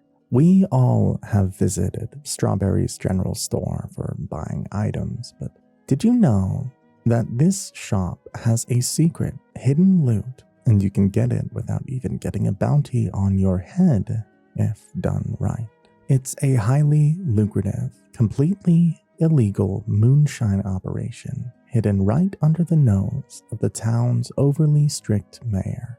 But you can't just walk in blindly and demand the cash. To pull off this heist, you have to do some recon first. You need to walk around to the east side of the building, creep under the wooden walkway, and literally peek your head through the tiny, dirty basement window to spot the illegal stills. If you don't like walking around town, you can also unlock this robbery by playing the good guy and saving a random NPC from a brutal bear trap or a locked prison wagon out in the surrounding woods, who will happily hand over the tip as a reward. Once Arthur officially knows about the secret, the real fun begins. Walk through to the front doors, but do yourself a massive favor and pull your bandana up first to hide your identity from any nosy witnesses walking by outside. Pull your revolver, aim it right at the shopkeeper's face, and instead of the usual robbery dialogue, you'll suddenly see a brand new prompt: rob basement. The terrified owner will abandon the register and march you downstairs into his hidden white lightning distillery. Don't just settle for the loose items in plain sight. Keep your gun leveled at him and aggressively threaten him until his nerve completely breaks. He will eventually break and point out a loose brick in the stone wall right near the moonshine stills, which hides a secret stash of $50. While you're down there, rob him blind by stuffing your satchel with all his illegal canned vegetables, premium cigarettes, and whiskey. Here's a pro tip for pulling this off cleanly. If you strictly stick to taking the basement stash and the illegal goods, you can casually stroll right back upstairs and walk out the front door without ever triggering a wanted level or alerting the trigger-happy sheriff. The shopkeeper can't report you because his entire operation is illegal. However, if you get greedy and decide to smash open the upstairs cash register on your way out for an extra $26, bringing your total to a sweet haul of $76, or if you let your intrusive thoughts win and execute the shopkeeper, things get incredibly risky and you will more than likely have to shoot your way out of Strawberry. The Braithwaites are known for being insanely rich, especially their ladies, who are dripped in gold, and let's be honest, we all wanted to rob them, but Dutch being Dutch had other plans. He burned down their house, and with it, all their money. But what if I tell you that if you return to their manor, you can get some of that gold and some expensive items? If you ride back down that iconic driveway a few in-game days after the legendary Chapter 3 shootout in Blood Feuds Ancient and Modern, or even years later during the epilogue, the game rewards you for your curiosity. When the gang finally burned the plantation to the ground, you probably remember Dutch famously letting the furious, screaming matriarch, Catherine Braithweight, run right back into the roaring inferno. Rockstar didn't just forget about her. If you walk directly into the smoldering skeleton of the main hall, right where the grand staircase used to stand, you'll actually find her charred, horrifying remains just lying in the ash. If you have the stomach to search her burnt corpse, you can loot Catherine's brooch. It's a completely unique, highly expensive piece of high society jewelry that survived the flames, and you can immediately fence it for a very decent chunk of cash. But the best reason to return to the crime scene is the secret family stash that Dutch's crew completely missed in the chaos. If you stand facing the front of the ruined house, make your way over to the northwest corner, basically the back left side of the debris. If you carefully search under the scorched floorboards and collapsed rubble, you'll discover a hidden, fireproof lockbox. Pop that lid open and you'll find a solid gold bar just sitting there, waiting for you, which can easily pawn for a cool $500. While you're already trespassing on the property, you have to uncover the family's darkest, most twisted secret. If you head west of the main manor, down near the water's edge, you will find a small, isolated wooden outhouse, violently wrapped in heavy iron chains. If you peek through the little crescent-shaped hole carved into the door, you'll find Gertrude Braithweight. She's a hidden daughter suffering from severe physical and mental deformities, with a family cruelly locked away in the dark and treated like an animal just to protect their precious prestige. The environmental storytelling gets even darker if you return as Jack Marston years later in the epilogue, you will just find her skeletal remains still locked inside that tiny prison, completely forgotten. Before you go sprinting through the ashes, you need to be extremely careful. Even after you've completely massacred the family and burned their legacy to the ground, there are still a few fiery, loyal Braithweight guards heavily patrolling the remaining grounds. They will instantly turn hostile and open fire if they spot you snooping around the ruins. And before you shoot your way out to escape, make sure to check the small gazebo overlooking the Lanahetchee River, right behind the manor. There's almost always a rare collectible cigarette card just sitting there, waiting to be snatched up. If you have ever wandered southeast of Emerald Ranch in the Scarlet Meadows region, you've probably stumbled across the Aberdine pig farm. On the surface, this just seems like a creepy backwoods random encounter where a suspiciously overly affectionate brother and sister invite you in for a hot meal. But what if I tell you that this exact farm is actually the most brilliant mechanical loophole in the entire game?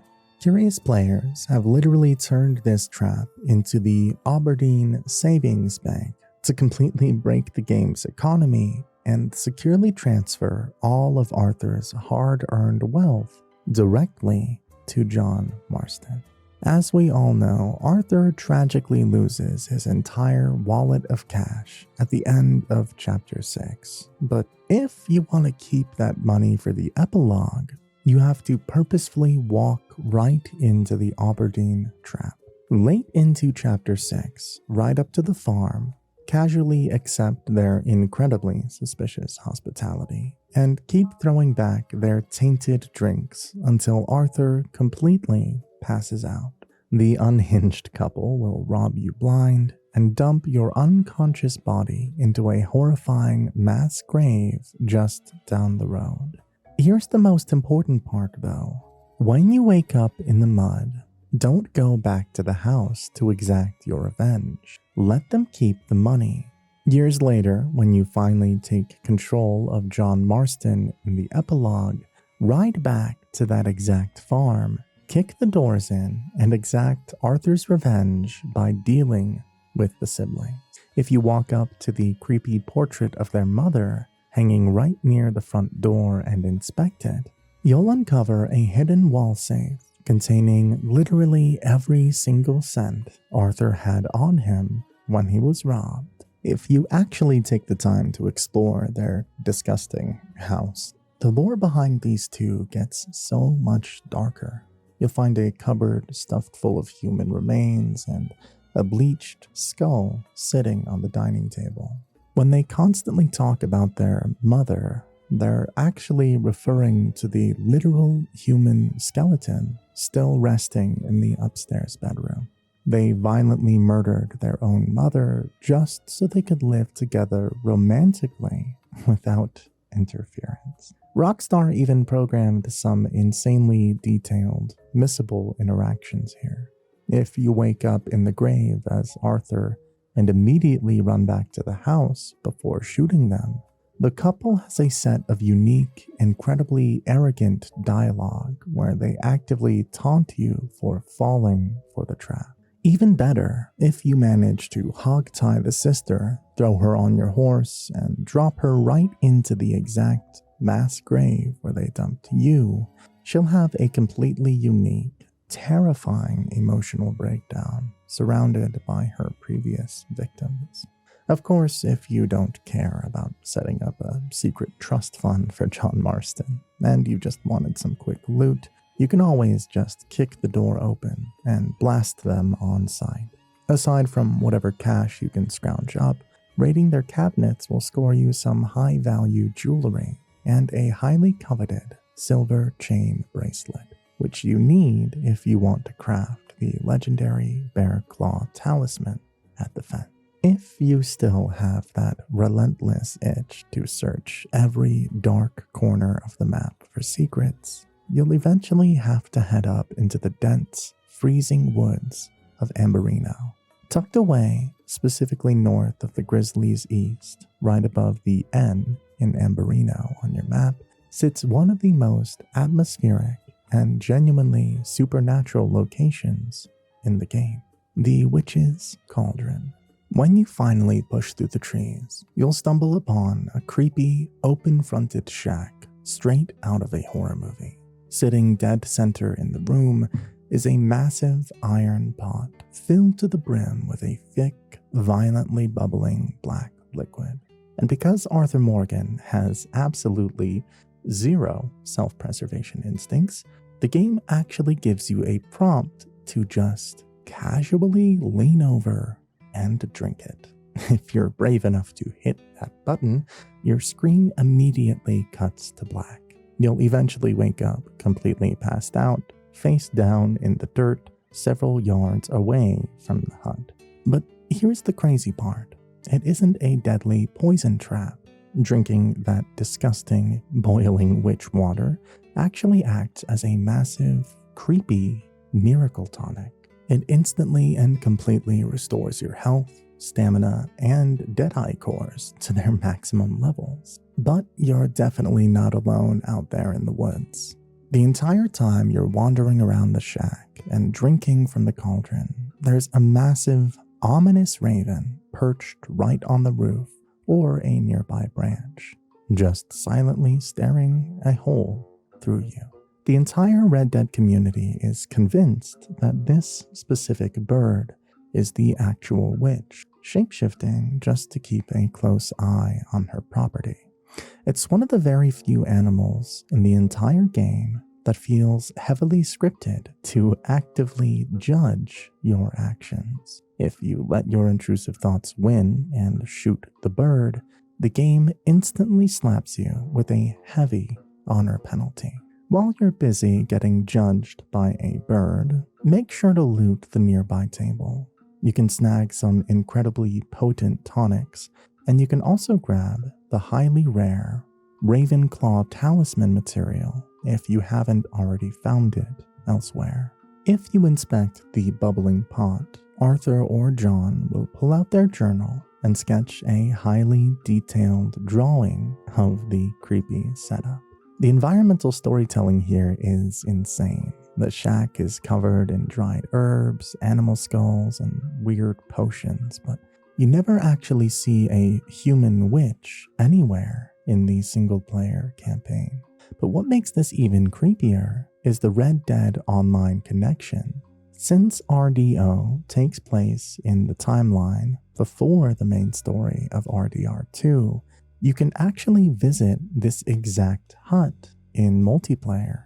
When you get there, the cauldron is completely cold and empty. However, if you stand there alone in the dead of night, players constantly report hearing disembodied, terrifying female cackling and strange, ghostly whispers echoing through the trees. It proves that whatever dark magic lives in these woods has been haunting Amberino for a very long time, before Arthur ever even showed up. Red Dead is one of those games that has set a different level of standard for detailing in literally every aspect of the game, and Arthur's hair and beard are a primary example of that detailing.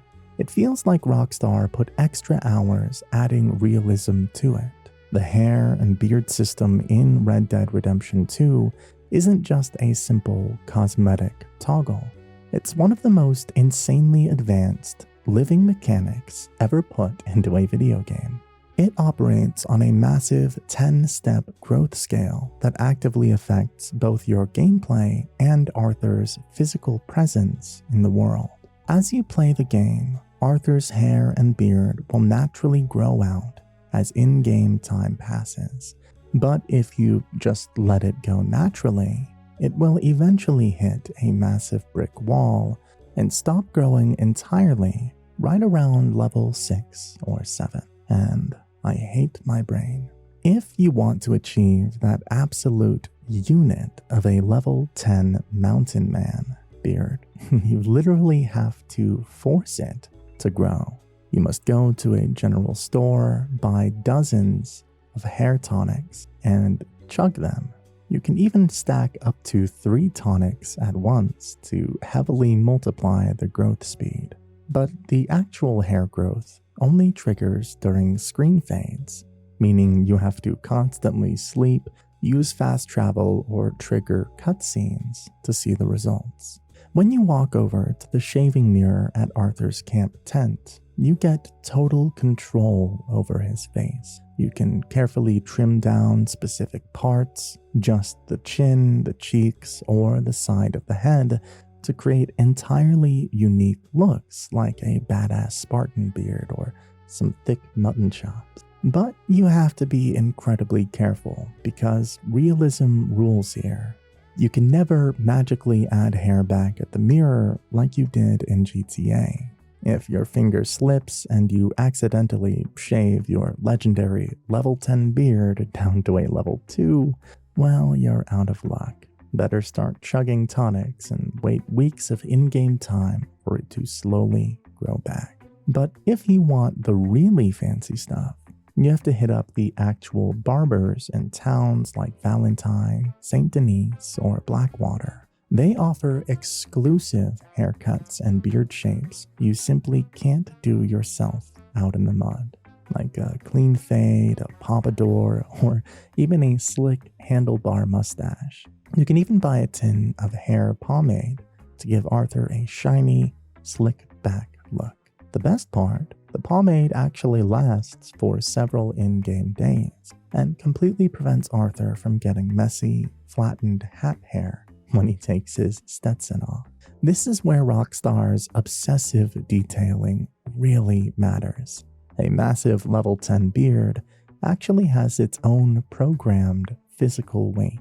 If you're galloping on your horse at top speed or get caught in a brutal Amberino windstorm, you can literally watch the heavy beard realistically sway and flutter in the wind. It'll dynamically react to dust or be soaked in blood, depending on your environment. And insanely, because Arthur's physical facial structure actually changes on whether you let him get underweight or overweight, the game dynamically shifts exactly how the beard sits on his jawline. Your grooming habits even trigger entirely different social mechanisms. If Arthur is freshly shaven, pomaded, and wearing clean clothes, the high society NPCs in Saint Denis will treat him with polite respect. And even the gang members react if Arthur has a beard or if he's shaved. But if you roll into a saloon rocking a massive, muddy level 10 beard, people will actively get disgusted, cross the street, and hurl insults, constantly commenting about how you look like a deranged wildman or a savage. In most video games, food is just a magical health pack you blindly spam in the middle of a massive firefight to avoid dying, but in Red Dead Redemption 2, Rockstar completely threw that arcade logic out the window. The core and weight system is an insanely deep, realistic survival mechanic that literally alters Arthur Morgan's physical 3D model and directly dictates your entire playstyle. In this game, food isn't just medicine. It's like real fuel that keeps Arthur Morgan going. To survive in-game, you have to understand the difference between your bars and your cores. The outer white rings around your minimap represent your immediate short-term health, stamina, and deadeye. But the inner icons, those are your actual physical energy reserves. If you're reckless and let your inner cores drain to absolute zero, Arthur basically turns into a walking corpse. If your stamina core empties, Arthur will violently sway while trying to aim his revolver and become exhausted after running 5 feet. If your health core completely bottoms out, his vision literally starts to blur, his screen shakes, and he takes significantly more damage from enemy bullets. This is where the obsessive level of detailing really shines. Depending entirely on your diet, Arthur's body model actively shifts between 3 major states: underweight, average, and overweight. If you forget to feed him, he becomes visibly gaunt. His face sinks in and he looks sickly.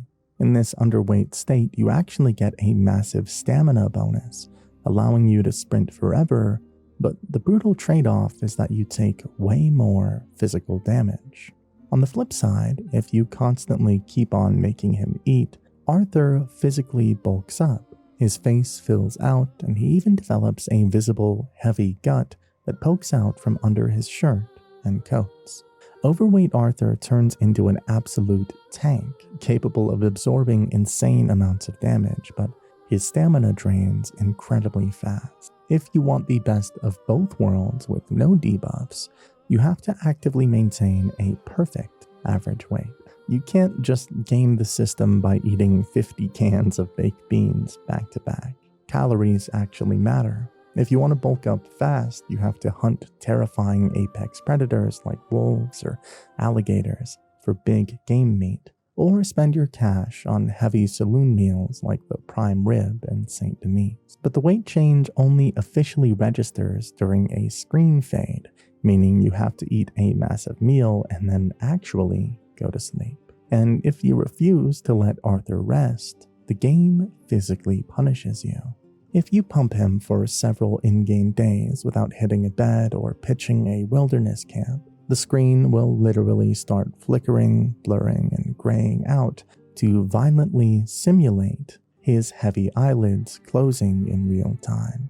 You can desperately brew a pot of black coffee at a campfire to artificially boost your stamina core, but it will never replace the necessity of real sleep, and your deadeye will drain significantly faster until you finally rest.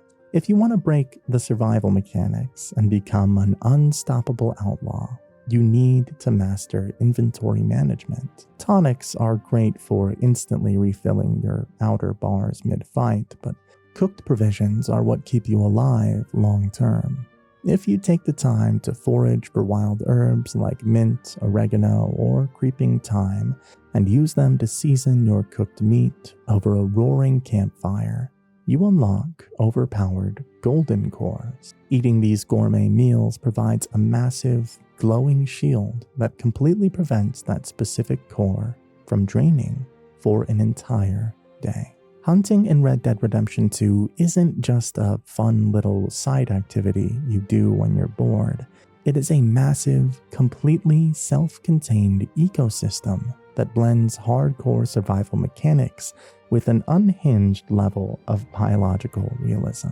To understand just how crazy Rockstar's living world AI really is, you just have to look at the Virginia possum. If you're stomping through the bush and accidentally startle one of these little guys, it won't just run away, it'll collapse on the ground and play dead. The game goes so far as to trick the player. If you aim your weapon at the collapsed animal, your targeting reticle will actually turn gray to indicate a corpse rather than the bright red of a living target. But if you stand still and watch from a distance for a few moments, the possum will eventually wake up, look around to see if the coast is clear, and run away into the bushes. Rockstar even forces you to engage with this brilliant mechanic for the brutal Master Hunter 9 challenge, which specifically tasks you with executing a possum right in the middle of it faking its own death. But when you actually are trying to hunt for materials, it isn't just about getting the kill. It is entirely about your method. Every single animal in the game spawns with a specific rating: 1, poor, 2, good, or 3, pristine. If you want to craft the absolute best gear in the game, you must track down a pristine 3-star animal and use the exact right weapon to take it down. If you get lazy and blast a rabbit with a heavy shotgun, you completely ruin the pelt. You're forced to master your arsenal using small game arrows for tiny squirrels, the varmint rifle for rabbits and badgers, and a massive long scope rifle for taking down elk or bears with a clean headshot. The only exception to this rule is the 16 unique legendary animals scattered across the map. These absolute beasts will always drop a perfect pelt, no matter how many sticks of dynamite you use to blow them up, and their parts are required at the fence to craft permanent, game-changing talismans and trinkets. You can't just sprint blindly through the woods either. Predators like cougars and panthers can literally smell Arthur if the dynamic wind is blowing your scent right toward them. You have to actively use cover scent lotion to completely mask your human smell, allowing you to creep up for a clean, silent bow shot. And why go through all of this agonizing effort? Pearson is back at camp. If you constantly dump big game meat on his table, he will cook up a legendary camp stew that completely maxes out all your golden cores. More importantly, if you bring him the exact perfect pelts he asks for, he will eventually craft the legendary Legend of the East satchel, completely breaking your inventory limits and allowing you to carry a massive 99 of every single item type in the entire game. But the craziest detail in this entire hunting ecosystem is what happens after you pull the trigger. If you execute an animal and just leave its corpse rotting in the wild, the game's engine physically simulates its decomposition over several in-game days. First, the 3D model visibly bloats from the internal gases. Then it starts attracting massive swarms of flies and real-time scavengers like vultures, ravens, or coyotes that come to feast on your leftovers. Eventually, the rotting flesh completely melts away, leaving behind nothing but a permanent, bleached skeleton sitting in the grass to remind you of exactly where you took the shot. The game's main theme is literally stealing, and the first big mission is the gang robbing the train, so it's natural that you can actually steal. But did you know that you can also get pickpocketed by random NPCs on the street? Rockstar pulled the ultimate Uno reverse card and made it so the NPCs can actually pickpocket you. In the dense, crowded, smog-filled streets of Saint Denis, the biggest danger to your wallet isn't from happy lawmen or rival gangs. It's from the world's most skilled, highly scripted thieves. It's a brutal testament to the game's commitment to making the player feel like they're just one small part of a living, breathing, and highly hostile society. This nightmare usually happens when you least expect it, right in the middle of high-traffic areas like the Saint Denis Tailor, or as you're walking out of the general store. A random NPC will casually walk past the crowd and accidentally collide with Arthur's shoulder. It feels like a standard, clunky physics collision, but if you look closely at the right side of your screen, you'll see a subtle, horrifying notification pop up. A massive chunk of your hard-earned cash, often hundreds of dollars, has just been subtracted from your wallet. The thief won't stick around to apologize. The second his hand leaves your pockets, he'll immediately start full-on sprinting through the alleyways and running through the dense market crowds to lose you. You have to react instantly. If you stand there confused or lose sight of him for too long, he completely despawns and your money is gone for good. But you have to be smart about the chase. Don't pull out your revolver. If you shoot him in the back in the middle of Saint Denis, you instantly trigger a massive wanted level for murder and disturbing the peace, bringing the entire police force down upon your head. Instead, you have to sprint after him and hit the tackle button to violently slam him into the cobblestone. Once you knock him out or aggressively hog-tie him, you can loot his pockets. Not only will you recover every single cent of your stolen cash, but you'll also usually get to keep a little extra bonus money he had already lifted from his previous victims. The casual pickpocket isn't the only way the city tries to separate you from your gold. Saint Denis is packed with dynamic scams. Occasionally, a helpful NPC will whisper to you in the street, offering to lead you to a highly lucrative, secret high-stakes poker game or a hidden score. If you blindly follow this guy off the main road, he'll lead you straight into a pitch-black alleyway where 3 or 4 armed thugs are waiting in the shadows to jump you, knock you out cold with a gun butt, and dump your unconscious body in the local graveyard with completely empty pockets. In other specific encounters, getting knocked out in the city will result in Arthur waking up hours later, abandoned out on the muddy docks or in the gator-infested swamps, having permanently lost a massive percentage of his total wealth. If you want to survive the big city, you always have to be attentive. Be incredibly wary of any NPCs who seem to be suspiciously aiming their walking path right at you in tight doorways, and always keep one eye on your HUD for that money subtracted icon. The most important thing you should do in Red Dead Redemption 2 is bond with your horse. Although it doesn't end well in the last chapter, and you have to say goodbye to your best friend. But reaching that peak level 4 bonding isn't just a basic RPG stat grinder. It is a deeply mechanical system that fundamentally changes exactly how Arthur Morgan interacts with the world. As you groom, feed, and calm your horse, you slowly unlock highly specific tactical maneuvers that become absolutely vital for surviving high-speed bounty chases and mounted combat. You start by unlocking the ability to rear up for quick stops, eventually learning how to skid turn around sharp canyon corners, and finally mastering the piaffe, which lets you sidestep along terrifying cliffside paths or line up a clean rifle shot. At this max level, your horse's health and stamina bars are significantly extended, turning them into a hardened tank that refuses to get spooked by apex predators like wolves or cougars. If you want to hit that max level quickly without just riding in circles for hours, there are a few brilliant mechanical tricks you can exploit.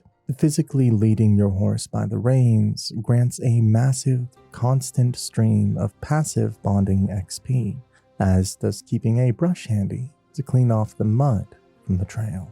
The ultimate riding hack is the double pat, repeatedly calming your horse while galloping at full speed.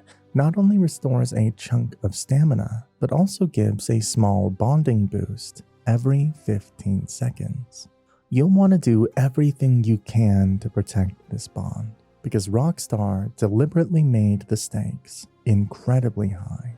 Outside of a few scripted story missions, if your horse's health bar hits absolute 0 and you don't have a potent reviver in your satchel, that animal is gone forever. There's no magical respawn for a companion you've customized and spent hours with, making the constant threat of a blind cliff jump or a stray bullet feel so much more personal. All of this mechanical bonding perfectly sets up the most devastating emotional gut punch in the entire game during the final mission of Chapter 6. If you have secured a level 4 bond with your mount during that desperate final push up the mountain with Jack Marston, a hidden cinematic trigger occurs when the horse is inevitably gunned down. Despite the hail of Pinkerton bullets flying past his head, Arthur doesn't just ruthlessly keep running to save his own skin. He stops everything to comfort the dying animal. He stays with his best friend in his final moments, gently leaning in to whisper a heartbreaking thank you before finally moving on to face his fate.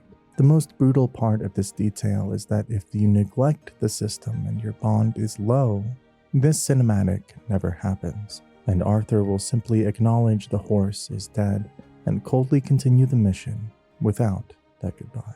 The honor system in Red Dead basically dictates whether Arthur is on a good track or is just a ruthless, cold-blooded killer. It affects how Arthur's story ends, and I still remember the first time I played this game. I had no idea of this and accidentally got the bad ending because I was doing a bad honor playthrough. But looking back on it, the honor system in Red Dead Redemption 2 isn't just some basic morality bar that punishes you for shooting up a town. It's a massive, invisible lens through which the entire story is filtered. The most impressive detail that Rockstar secretly baked into the code is how your honor actively rewrites Arthur's entire personality and his final reflections on his life. Depending on how you play, Arthur's internal monologue completely shifts. If you're playing a low honor run, you'll actually notice that his private journal entries are significantly blunter, more violent, and incredibly dark. But if you walk the path of high honor, he writes with genuine regret, deep introspection, and a desperate desire for redemption. This bleeds right into the main cutscenes, too. During that incredibly pivotal emotional scene at the train station near the end of the game, a high honor Arthur will sit down with Sister Calderon, strip away his tough outlaw exterior, and heartbreakingly admit, "I'm afraid." If you have low honor, that scene is entirely replaced by a conversation with Reverend Swanson, where Arthur is much more cynical, cold, and dismissive of his impending death. The game constantly gives you a famous hidden visual cue to remind you of your current standing through Arthur's reoccurring fever dreams. If you're a good man, Arthur envisions a majestic buck standing proudly in a sun-drenched, golden forest, perfectly symbolizing grace, strength, and life. But if you're a ruthless killer, that vision twists into a scrawny coyote scavenging in a dark, terrifying thunderstorm, symbolizing a bottom feeder. Even the cinematic kill cams during your massive gunfights change to reflect your soul. A high honor playthrough triggers heroic, stylish camera angles, focusing directly on Arthur's face during a shootout, while a low honor run triggers brutal, gory cameras that specifically focus on the gruesome impact of the bullet ripping through your victim's body.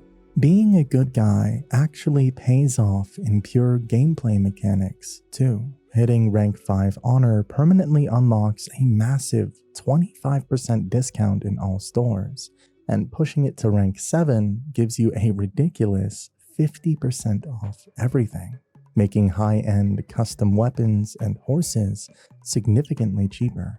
You even get exclusive access to locked clothing sets like the Sharp Hero Dot or Duville outfits, which you literally cannot buy if your reputation is in the gutter. All of these choices ultimately culminate in the final moments of Chapter 6. Your honor literally determines how Arthur dies, whether he gets to pass away peacefully on the mountain, staring at a beautiful sunrise, or gets brutally executed in the mud by Micah Bell. It even changes the color grading of the final scenes, and swaps out the emotional soundtrack from D'Angelo's soulful Unshaken to a dark, depressing instrumental.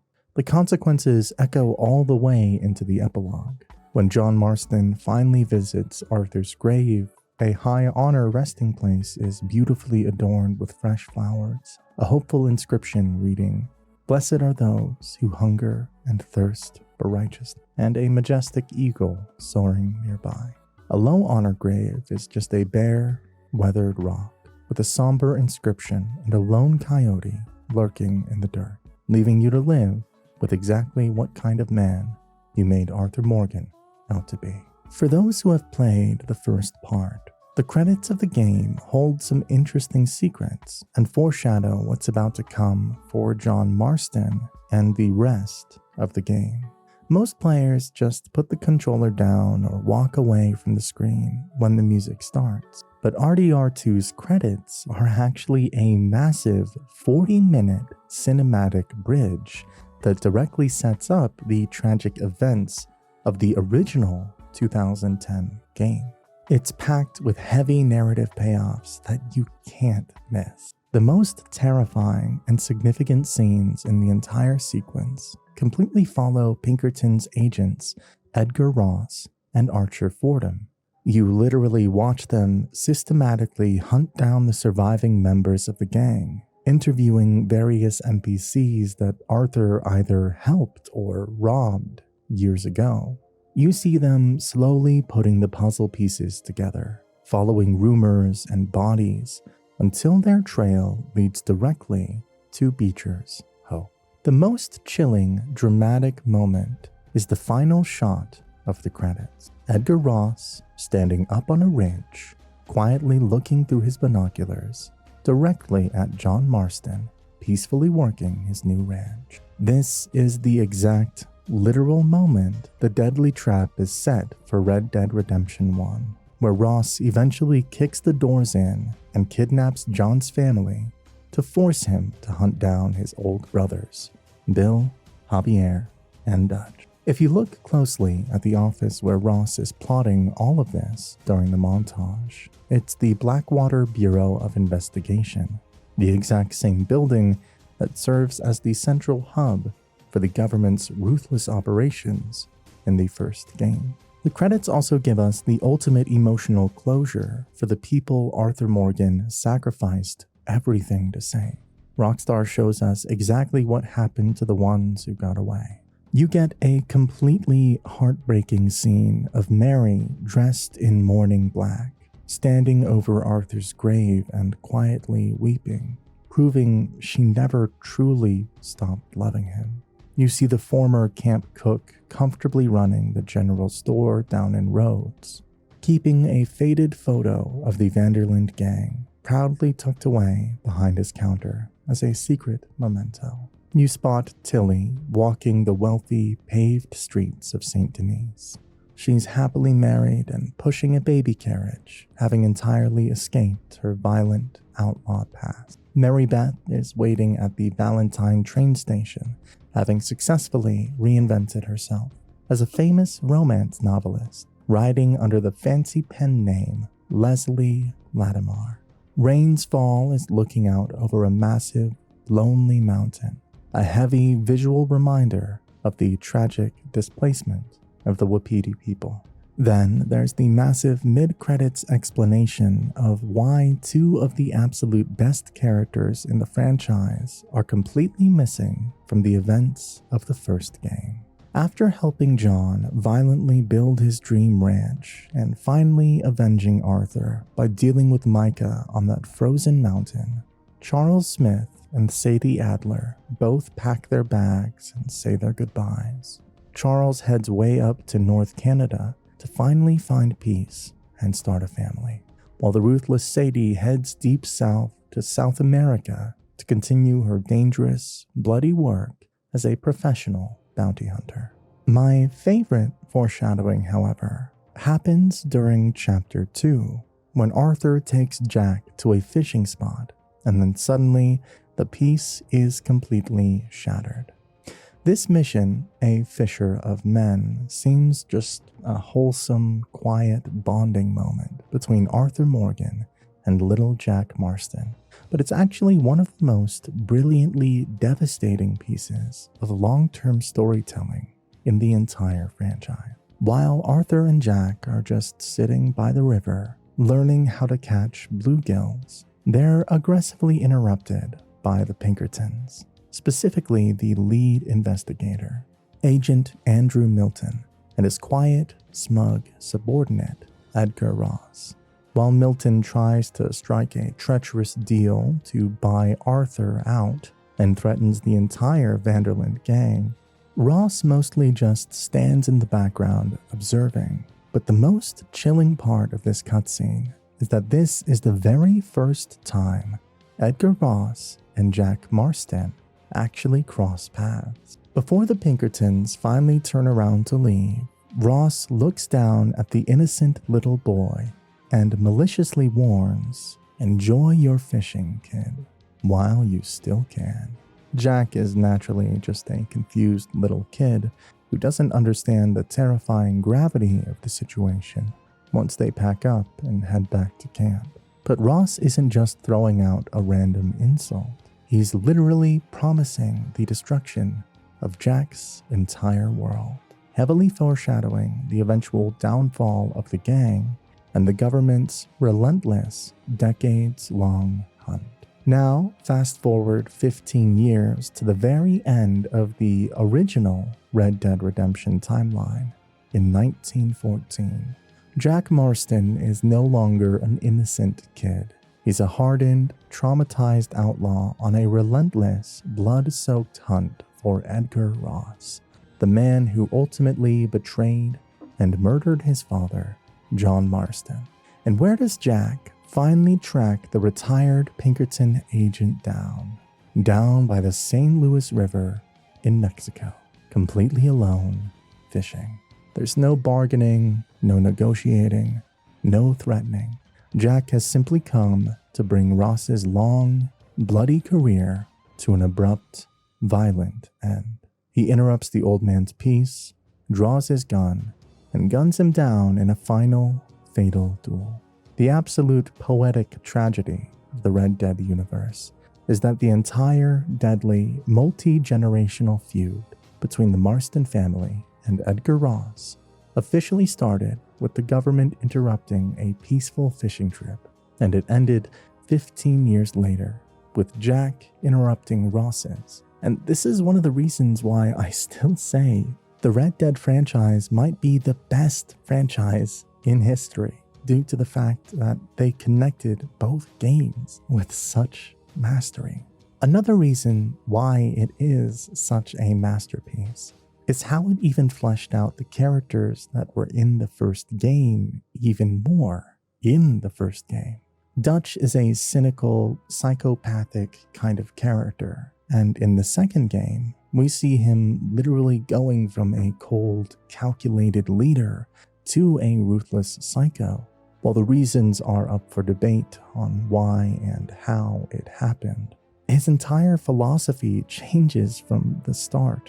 He always has one dialogue: I've got a plan to bail out his gang members or execute a heist. But he has one more dialogue from the first game that he sort of repeats in the second. When you actually put these two moments side by side, the context behind them is brilliant and completely redefines his character. Late in the prequel, when the walls are rapidly closing in and the gang is being heavily pursued by the US Army, Dutch and Arthur find themselves trapped and backed directly against a massive, terrifying cliff edge over a raging river. Desperate, cornered, and completely out of options, Dutch looks at Arthur and delivers this chilling realization. We can't fight nature, Captain. We can't fight change. We can't fight gravity. We can't fight nothing. And immediately after saying this, he grabs Arthur and they both hurl themselves off the ledge into the water below. In this moment, they're jumping purely to survive another day. Now, fast forward over a decade to the absolute finale of the original Red Dead Redemption. John Marston finally corners a broken, defeated, and entirely isolated Dutch Vanderland high up in the freezing, snowy mountains of West Elizabeth. Once again, the physical setup is identical. Dutch is backed directly against the steep, fatal drop. He looks at John and repeats those exact same haunting words. Our time has passed, John. We can't fight nature, John. We can't fight change. We can't fight gravity. But this time, the context has completely flipped. He doesn't jump to escape the law or to survive.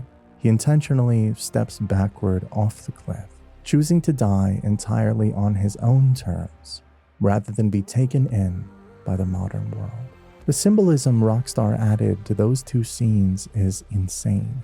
Dutch spent his entire adult life violently fighting nature and the inevitable crushing encroachment of modern civilization, constantly telling his gang that they just need more money and one more big score to be free. But by repeating this exact speech years later, the developers brilliantly show that Dutch's grand rebellion was always just a doomed cycle he couldn't break. Deep down, he always knew his struggle was completely futile. His life as an outlaw eventually led him right back to the exact same physical and philosophical ledge, fulfilling the dark, unavoidable end he predicted all those years ago. Rockstar loves leaving random props in their games. I've mentioned a lot of these throughout the video, but sometimes there's a fun, real-life connection as well. Other times, these props just seem randomly added to mess with players while exploring the map. In West Elizabeth's Big Valley, there's a giant stuffed gorilla lying at the bottom of a ravine, and the story behind it ties into a very specific side quest. If you haven't completed the hunting challenges, you probably haven't heard of the strange taxidermist house near Strawberry.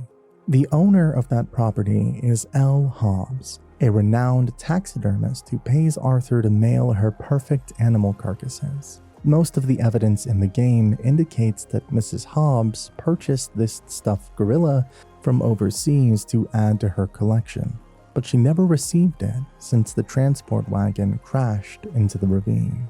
Collecting exotic species was a huge deal for wealthy individuals in the late 19th century, making a silverback gorilla a major prize for someone like her. Here's how you can find the stuffed gorilla for yourself. Open your map and locate the steep ravine just south of the Y in the Big Valley text in West Elizabeth. Ride along the dirt path until you cross two small wooden bridges. Hop off your horse and carefully examine the drops underneath the bridges. Down in the dirt of one of the ravines, you'll see a smashed wooden crate, some broken debris, and the gorilla frozen in a roaring pose. Stumbling across a jungle predator in the middle of a freezing pine forest is one of those classic, weird Rockstar moments that catches everyone off guard. Arthur's the kind of guy that doesn't believe much in God. Later in the game, he does repent over his sins to the sister, but he isn't much of a religious person. I bet you've missed this encounter. A person claiming to be Lucifer can be found inside of a cave. This secret is far off the beaten path. If you carefully search the steep cliffside walls just west of Mount Shan, right near the edge of Hanging Dog Ranch, you can find a cleverly hidden tunnel entrance. Walking deep into the dark cavern, you'll suddenly be threatened by a bizarre, ranting hermit who fully insists he is the devil himself. He spends his time echoing through the dark, yelling at Arthur about how he spurned society years ago because the modern world rejected him and his belief. If you actually take the time to stick around and visit him a few different times over the course of the game, the whole creepy facade completely falls apart. You learn that this guy is definitely not the Lord of the Underworld. He's just a lonely, delusional man who desperately wishes he were Lucifer to feel some sort of power. The best detail is that if you look closely at his silhouette by the campfire light, you'll notice he hasn't physically mutated or grown anything supernatural. He literally just styled his matted hair to stick straight up on the sides, so it resembles a pair of devil horns. It is a really unusual, quirky piece of environmental storytelling that most fans easily walk right past if they aren't inspecting every inch of the mountain rock. Aside from these cool secrets and mysteries, Red Dead also pays homage to some of the most classic cinematic masterpieces that no one would have guessed before they've seen it with their own eyes. And one of them is a Lord of the Rings reference, although both of them differ vastly in terms of genre. But one thing that is common between both is their influence on their specific domain. Lord of the Rings revolutionized the cinema industry in some way, while Red Dead set up a new benchmark for all open-world games. Hidden in the terrain of Grizzly's East, there's a very specific structure known as the mysterious Hill Home. When you first stumble upon it, the design instantly clicks for fantasy fans. The entire house is built right into the earth, sitting underneath a lush, mossy hill with a rounded, natural aesthetic. It's an undeniable visual nod to the iconic hobbit holes from J.R.R. Tolkien's Shire. What makes this little slice of Middle-earth so intriguing is that it's one of the few buildings on the map that you simply cannot enter, leaving you to guess who built it out in the wilderness. But Rockstar didn't just leave it as a movie nod. They tied it to the strange lore of their own universe. If you climb up onto the grassy roof, you'll spot a distant white symbol painted on the glass window. It's the exact same sun turtle emblem used by the Trelawnians, the bizarre turtle-worshipping cult you run into a few times during the story. The surrounding scenery is so peaceful and gorgeous that it actually serves a much heavier purpose later on. This quiet patch of wilderness right near the hill home is the exact area where Arthur Morgan's grave is eventually placed, letting him rest in one of the most serene spots on the map. How could it be that RDR2 does not reference the first title in the series?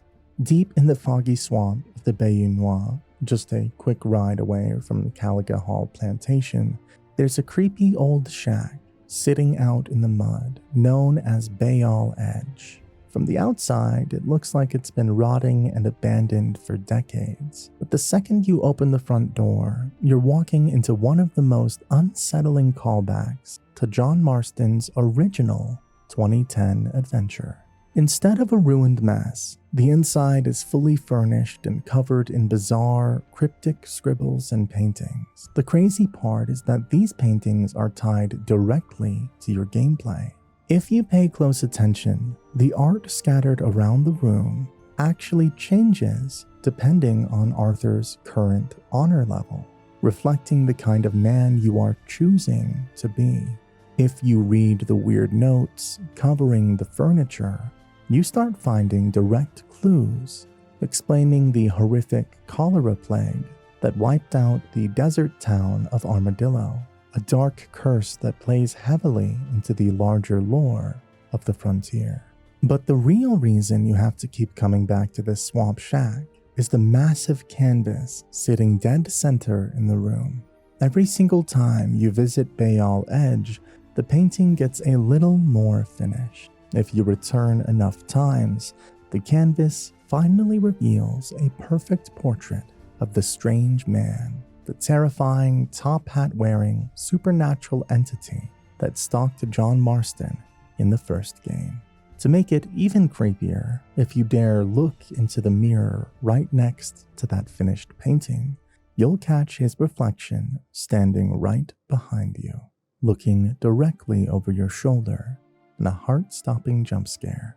When you quickly spin around and draw your gun, the room is empty. I've said a lot about how realistic the horses are and how you can bond with them, but most players keep the horse from the start till the end without even looking for other cool horses. My favorite personal horse from the camp is Dutch's horse. It's by far the most handsome-looking companion that you can wish to ride. When you walk through the Vanderland camp, it's hard to miss the Count. This rare albino Arabian stands out from the pack, and Rockstar used this specific animal to tell a hidden story about the man riding it. Arabians are some of the fastest and most expensive breeds in the game, running anywhere from $1,050 to $1,250 if John or Arthur tries to buy one at a stable. It really makes you wonder how a gang constantly begging for more money managed to secure such a luxury. Knowing Dutch, it makes total sense that he would quietly dip into the communal camp funds to pay for his own lavish lifestyle. and secure a false status symbol to tower over his crew. The visual design of the Count is heavy with symbolism. That pure, unblemished white coat physically represents Dutch's delusional dream of pristine freedom, while the rest of the gang rides rugged, dirty workhorses that reflect the harsh, muddy reality of their day-to-day survival. Dutch sits on a clean mount that looks untouched by the struggles of the real world. The behavioral coding goes even deeper.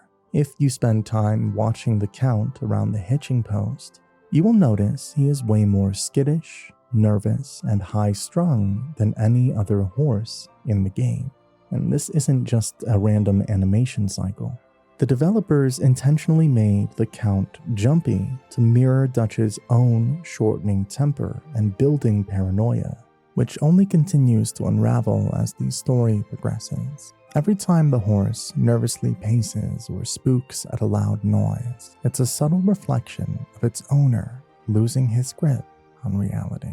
While Dutch's horse sadly cannot be added to your arsenal, don't worry, I have one for you that requires you to do a specific side mission. Up in the Grizzlies, right near the waters of Old Craig's Run, you can trigger a stranger mission called the Veteran, where you meet an old, one-legged Civil War soldier named Hamish Sinclair.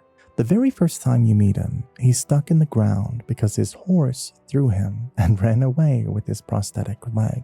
That horse is Buell, a stunning Dutch warm blood with a gorgeous pale gold and white coat. Right from the start, you learn that Buell has a famously stubborn, fiery, and unpredictable temper that constantly gives both you and his owner a real run for your money. And in that very moment, I wish I could get my hands on this beast. What makes Buell so special is that he's one of the only horses in the entire game that comes with an actual fleshed out backstory. Rockstar didn't just program him as a random animal to ride. He's literally listed in the game's lore as a minor character. He has his own distinct personality, his own history with Hamish, and a unique bond that you get to see develop over the course of several hunting and fishing trips with the old veteran. The emotional payoff of this questline really hits hard. At the end of the mission chain, a wild boar hunt goes wrong, and Hamish's dying wish is simply for you to take his saddle and take care of his stubborn old friend. But here's the ultimate pro tip for your playthrough. You can actually choose when to finish this story. You can play the whole thing as Arthur Morgan during Chapter 6, but if you do, Buell will be lost during the tragic final mountain mission. If you play it smart, you can do the first few hangouts with Arthur, and then save the final hunt for John Marston in the epilogue. That way, John inherits Buell, and you get to keep him for the rest of the game. When you finally put your saddle on him, you realize he isn't just any horse that Hamish decided to hand over to you.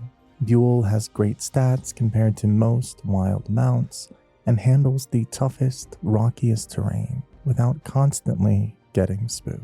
Taking the time to max out your bonding level with this specific horse and riding him across the map is easily one of the most rewarding experiences in the game, acting as a great tribute to one of the best side characters Rockstar ever wrote. Dutch's horse might be the most appealing. Buell is the one with great stats, but there is one horse that is literally the hardest to get, and acquiring this horse gives you a totally different sense of achievement.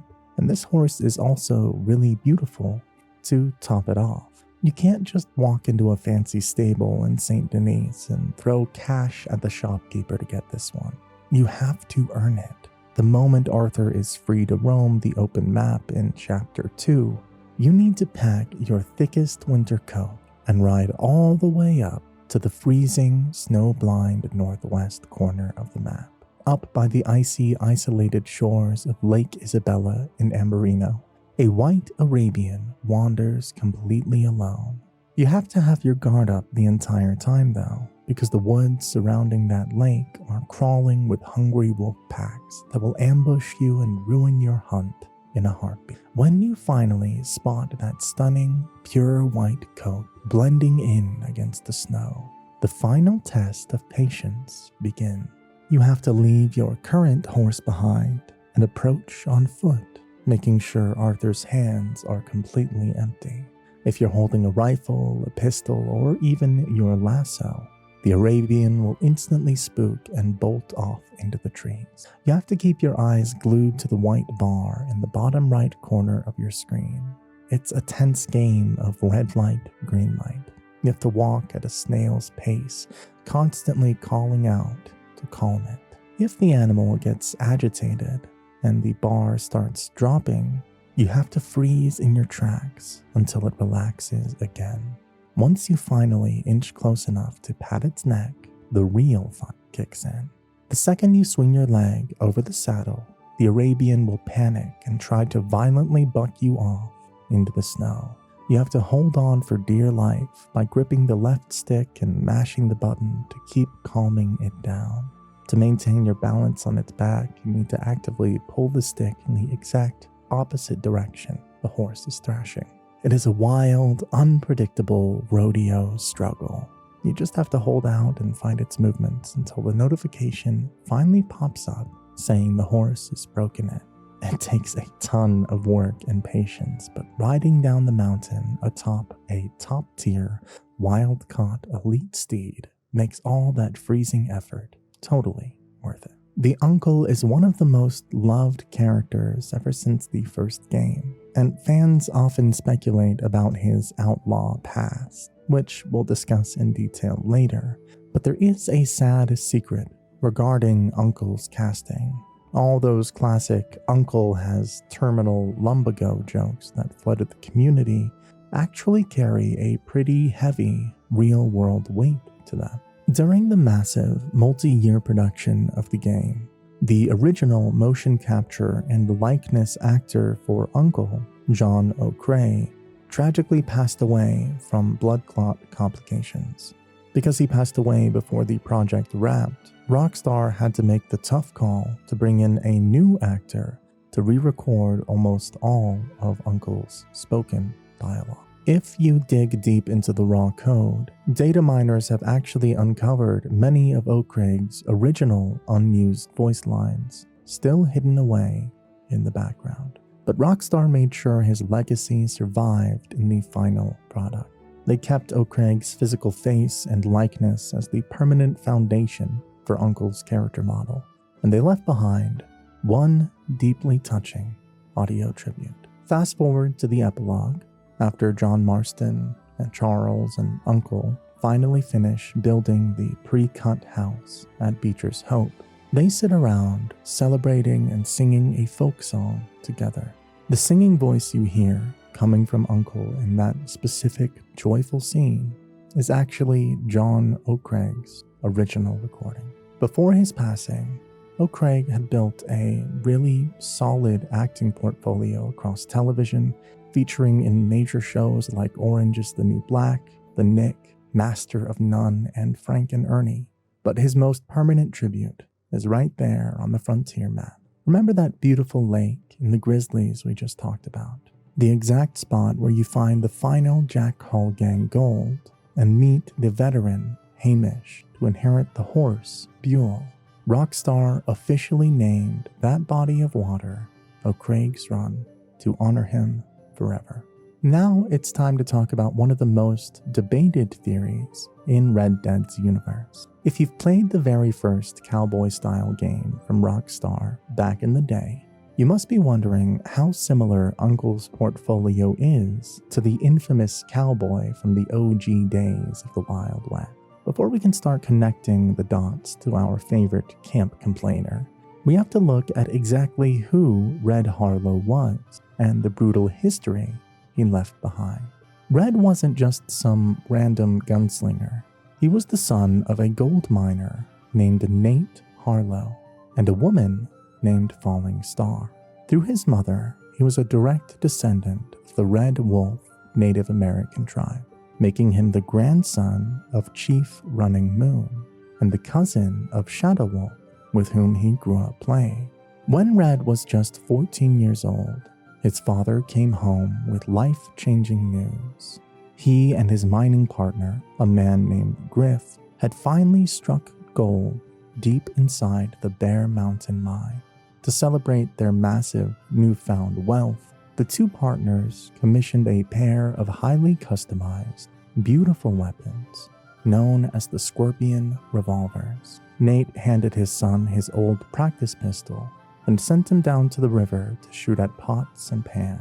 But that peaceful afternoon was shattered when a ruthless gang of outlaws raided the Harlo ranch. Young Red rushed back, gunning down several bandits, only to find both of his parents murdered in the dirt. The leader of the bandits, a man named Darren, stood over the bodies, mocking his father's death.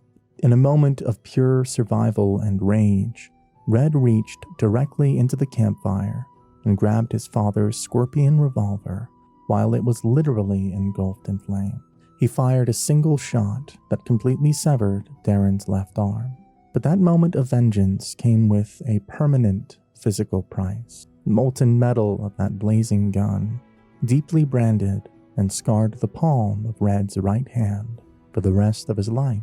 Fast forward a few years, and that traumatized kid grew up to become one of the most dreaded, experienced bounty hunters on the frontier, traveling the dust trails with nothing but a loyal, golden-colored dog as his sole companion.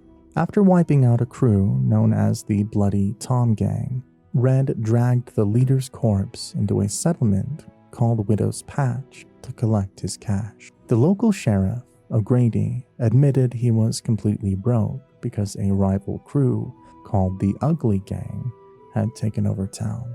In a dark twist of fate, thugs from the Ugly Gang made the fatal mistake of killing Red's dog. Hearing his only friend die flipped a switch. Red went on a full-blown rampage, single-handedly wiping out the responsible men and gunning down the entire gang, including their leader, Ugly Chris Bailey, who cowardly tried to use Sheriff Grady as a human shield. Since O'Grady was badly injured in the crossfire, his daughter, Katie, asked Red to escort them on a train to the town of Brimstone for medical help and a promised reward from the local law.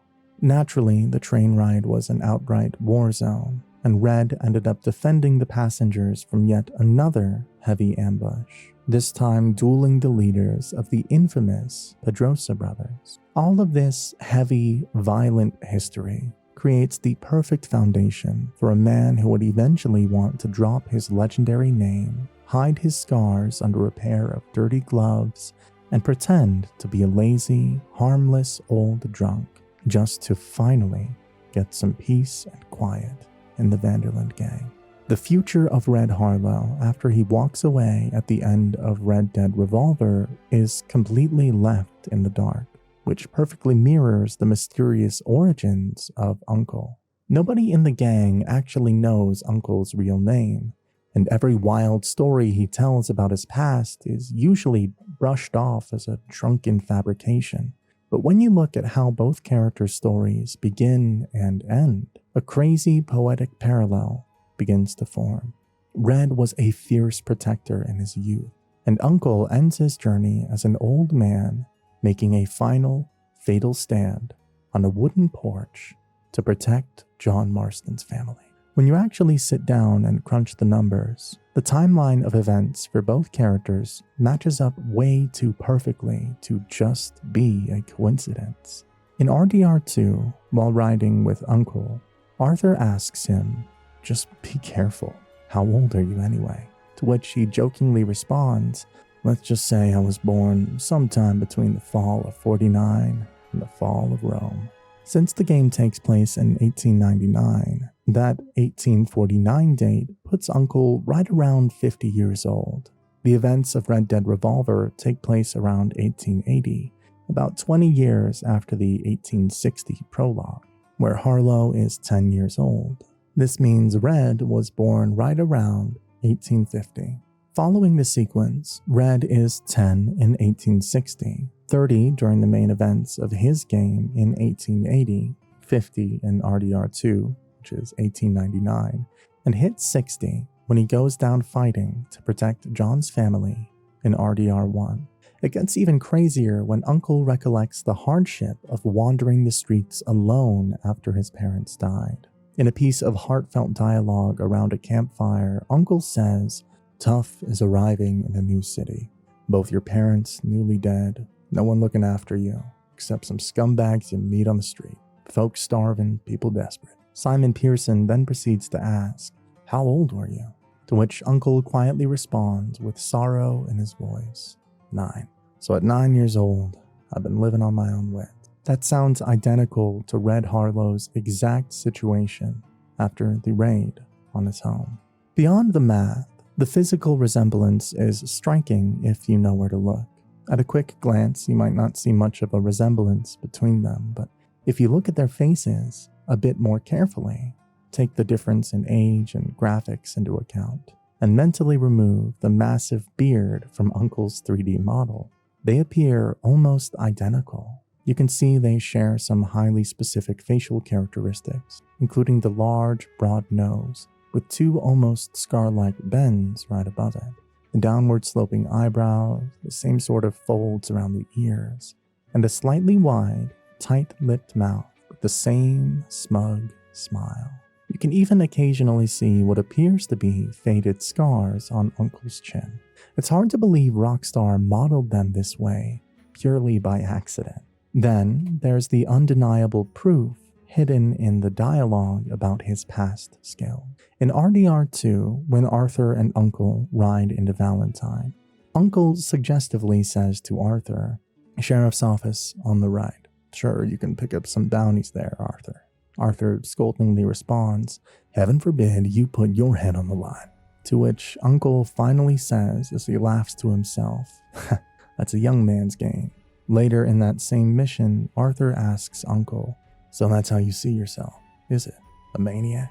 To which Uncle interestingly responds, "Well, in my youth, I used to be known as the one-shot kid." Arthur replies, "Okay, I'm not gonna ask why." And this conversation heavily suggests that Uncle was once a gunslinger and a bounty hunter in his younger years. Young Harlo literally shot off Colonel Darren's arm with a single shot as a kid, creating a legend that led him to track down his parents' killers. This carries right over into the first game. While riding with John in RDR1, Uncle mentions, "Anything you wanted to know? You only had to ask me." John mockingly responds, "You? The hell do you know about any of this?" Uncle then responds, "I was a rancher myself back in the day." And John finally says, "Firstly, I don't believe you. And secondly, if you was, why you been hiding it all these years?"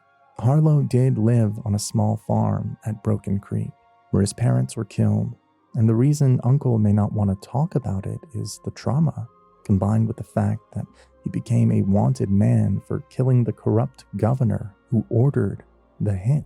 Joining Dutch's gang as a nameless uncle was the perfect way to hide and distance himself from his bloody past. The final nail in the coffin comes down to how Uncle dresses to cover his past injuries. Harlo is said to have burned his right hand the day his parents died, and covered the hand with a red piece of cloth, possibly his father's red bandana. Uncle is, interestingly enough, seen carrying a red cloth with him in the prequel, and even in RDR1, he deliberately covers up his right hand with a glove.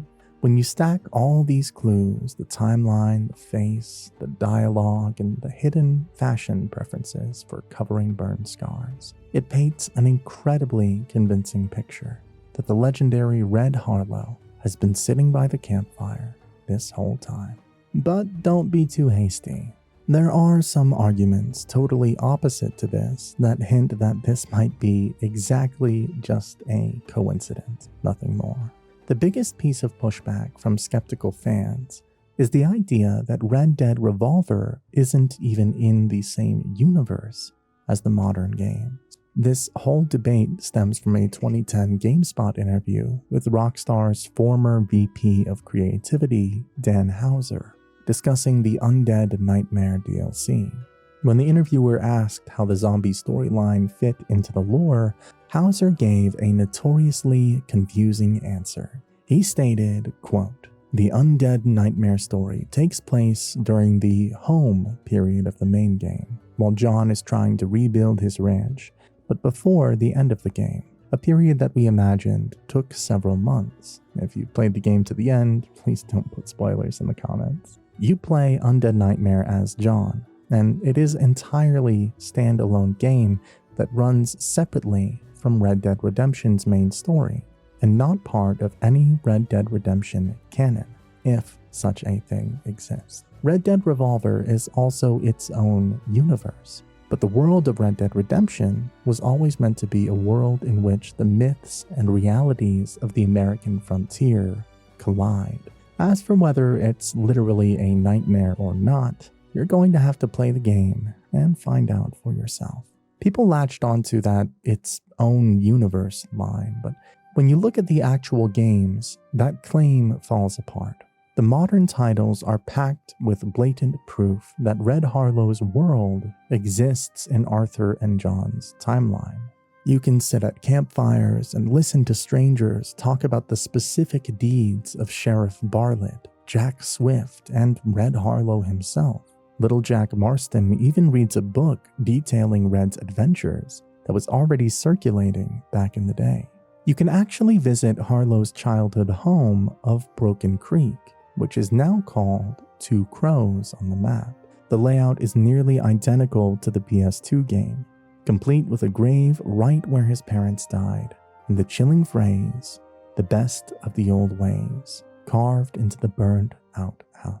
The events are clearly canon, meaning Houser's old interview might just be a case of crossed wires or him playing coy with lore. Then there is the physical debate. Fans constantly point out that Uncle is missing Red's iconic facial scars, the massive burn on his right hand, and the legendary Scorpion revolver. While that sounds like a deal breaker, it's pretty easy to explain. Scars fade significantly over decades, and the whole grabbing a flaming gun detail might just be an exaggerated frontier myth told by campfire drunks. As for the missing weapon, losing a treasured item over 30 years on the run happens all the time. From a developer's standpoint, giving Uncle the famous revolver or glaring burn scars would instantly ruin the mystery and make the twist way too obvious. Interestingly enough, that Scorpion revolver can actually be found hidden in Red Dead Redemption 2 anyway. My final point would be their difference in personalities, which is undeniable, of course. Red was stoic, silent, deadly, a bounty hunter, while Uncle is a lazy, talkative, comedic drunk who constantly complains about his lumbago. But this ignores how real human psychology works over a lifetime. If you spent your youth watching your parents get murdered, went on a bloody revenge crusade, and then had to spend the rest of your life hiding from the law as a wanted man, you would change too. Trauma, heavy drinking, and simply getting older completely rewrite a person. He found a new chaotic family with Dutch, and used the harmless old fool routine as the perfect shield to survive. After all, the entire concept of a person changing for better or worse is the core theme holding the whole Red Dead franchise together. I think that Rockstar added this cleverly so that fans will always keep on debating whether Uncle really is Red Harlo or not, to keep things spiced up. And honestly, it kinda works. Roger Clark is what you would call a perfect casting. To be honest, the bro really looks like Arthur Morgan more than Arthur Morgan himself. Whenever I see this guy, my mind straight goes to Arthur Morgan. And for this, I gotta give credit to Rockstar Games for casting. But did you know that even he didn't know that he was going to be the main protagonist when auditioning? When he first walked into the casting room, the whole process was defined by heavy secrecy. Normally, actors get script sections known in the industry as sides, well in advance, so they can practice their lines, but Rockstar kept everything locked down tight. All Clark knew was that he was going for a performance capture role in an unnamed video game. The only specific instruction he got from the casting call was that he had to show up wearing a pair of cowboy boots. He later explained that the boots were a hidden physical test. Wearing them fundamentally changes your gait and forces you to naturally walk with that heavy, authentic cowboy swagger. And to keep the real project a secret, Rockstar handed him a fake, misleading script. Instead of a frontier shootout or a train robbery, the audition scene was set in the modern day. It featured a guy casually talking to a bartender, only to slowly reveal that he was a hitman there to collect a price on the bartender's head. The catch was that despite the modern setting, the directors asked Clark to read the lines using a thick Western drawl. And since he had recently finished playing the original Red Dead Redemption, the boots and the accent made the puzzle pieces just snap together. By his second or third callback, he started to heavily suspect he was secretly reading for a Rockstar title. Even when he figured out the studio, Clark still had no idea he was reading for the main character until well into the grueling casting process. Rockstar intentionally hunts for lesser-known actors for their lead roles to avoid big-shot Hollywood egos clashing on set. It also makes sure players see the character instead of a famous celebrity face, which deepens the immersion for everyone playing. Once he finally secured the role of Arthur Morgan, it took over his life. He spent 5 solid years working on the game in the mocap suit, recording roughly 250,000 lines of dialogue just to bring the legend to life. Who knows, maybe one day I'll be able to do the same. And no doubt Roger Clark is the heart and soul of the game. Aside from giving his all for Arthur, he also provided mocap and voice for some other characters as well that you might not have noticed. And when you look behind the scenes, you realize he was a total utility artist for Rockstar. One of the craziest examples happens right at the end of the game. Remember that heartbreaking epilogue scene where Mary Linton is crying over Arthur's grave? Well, performance capture schedules are really tight. If an actor like Julie Jensic wasn't around for a quick pickup shot, the directors just grabbed whoever was wearing a suit that day. And since Clark was on set, he had to step in and act out Mary's physical grief. The animation team had to take a guy with a huge, broad-shouldered build and shrink his movement data down to fit Mary's much slighter frame. There's a weird poetic irony to the whole situation. Roger Clark was literally standing there mourning his own character's death.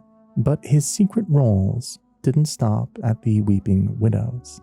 He actually got down in the dirt to do some animal work. If you're wandering the woods and stumble across that random encounter where a hunter is caught in a bear trap, or getting stalked by a grizzly, the heavy movements of that predator were actually performed by Clark himself in a mocap suit.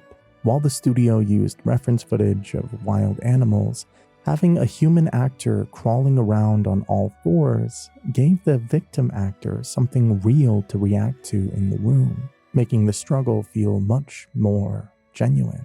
On top of playing a literal bear, he also spent hours in the booth recording random NPC grunts, groans, and background yells. Next time you're in a huge shootout and hear an unnamed outlaw screaming in the distance, there's a very high chance that it's just Clark tweaking his pitch and throwing on a different accent. He wasn't the only one pulling double duty either. Producing a game this massive required the entire Vanderlinde gang cast to pitch in whenever they could. Most of the core actors spent time walking around the studio, playing random pedestrians to help fill out the busy streets of Saint Denis and Valentine. And while Rockstar brought in professional stuntmen to handle the really dangerous high-impact falls or getting thrown off of horses, The main actors usually performed their own physical reaction shots. Whenever Arthur or Dutch gets punched in the jaw or takes a bullet graze, the actors were acting out those hits themselves to make sure their specific body language and movement stayed perfectly consistent from a cutscene right back into gameplay. If you ever thought that Red Dead took a lot of years in development before finally releasing, let me tell you that the studio even pushed for an insane amount of overtime to complete this in time, so that players could get their masterpiece they now know. And it was a huge controversy at the time how Rockstar pushed its employees to work extra hours. The whole mess exploded into the public eye right before the game launched in October of 2018.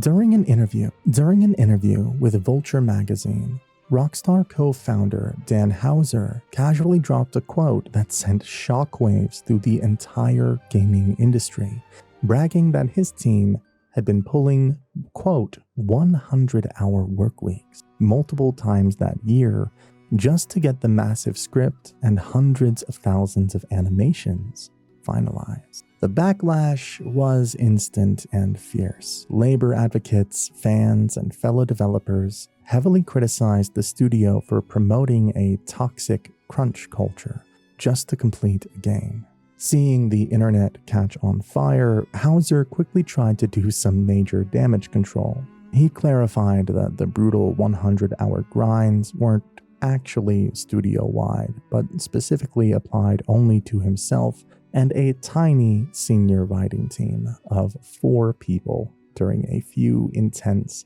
3-week sprints to wrap up the narrative. But by then, the news was already out, and everyone was on to Rockstar for this, and the spotlight was shining directly on Rockstar's internal work policies. Independent investigations by gaming journalists investigated the actual working conditions. While 100-hour work weeks might not have been the standard for everyone, intense, grueling pressure was definitely widespread across their work-wide studios. Many developers and QA testers, especially over at Rockstar Lincoln in the UK, reported regularly pulling 55 to 80-hour work weeks. The crazy part is that while hourly contractors got paid for the extra time, tons of salaried employees received 0 overtime pay, just crossing their fingers for a fat bonus after the game shipped. Staff described a heavy culture of fear, where staying at your desk late into the night was factored right into your performance reviews and contract renewals, making the optional overtime feel completely mandatory if you wanted to keep your job.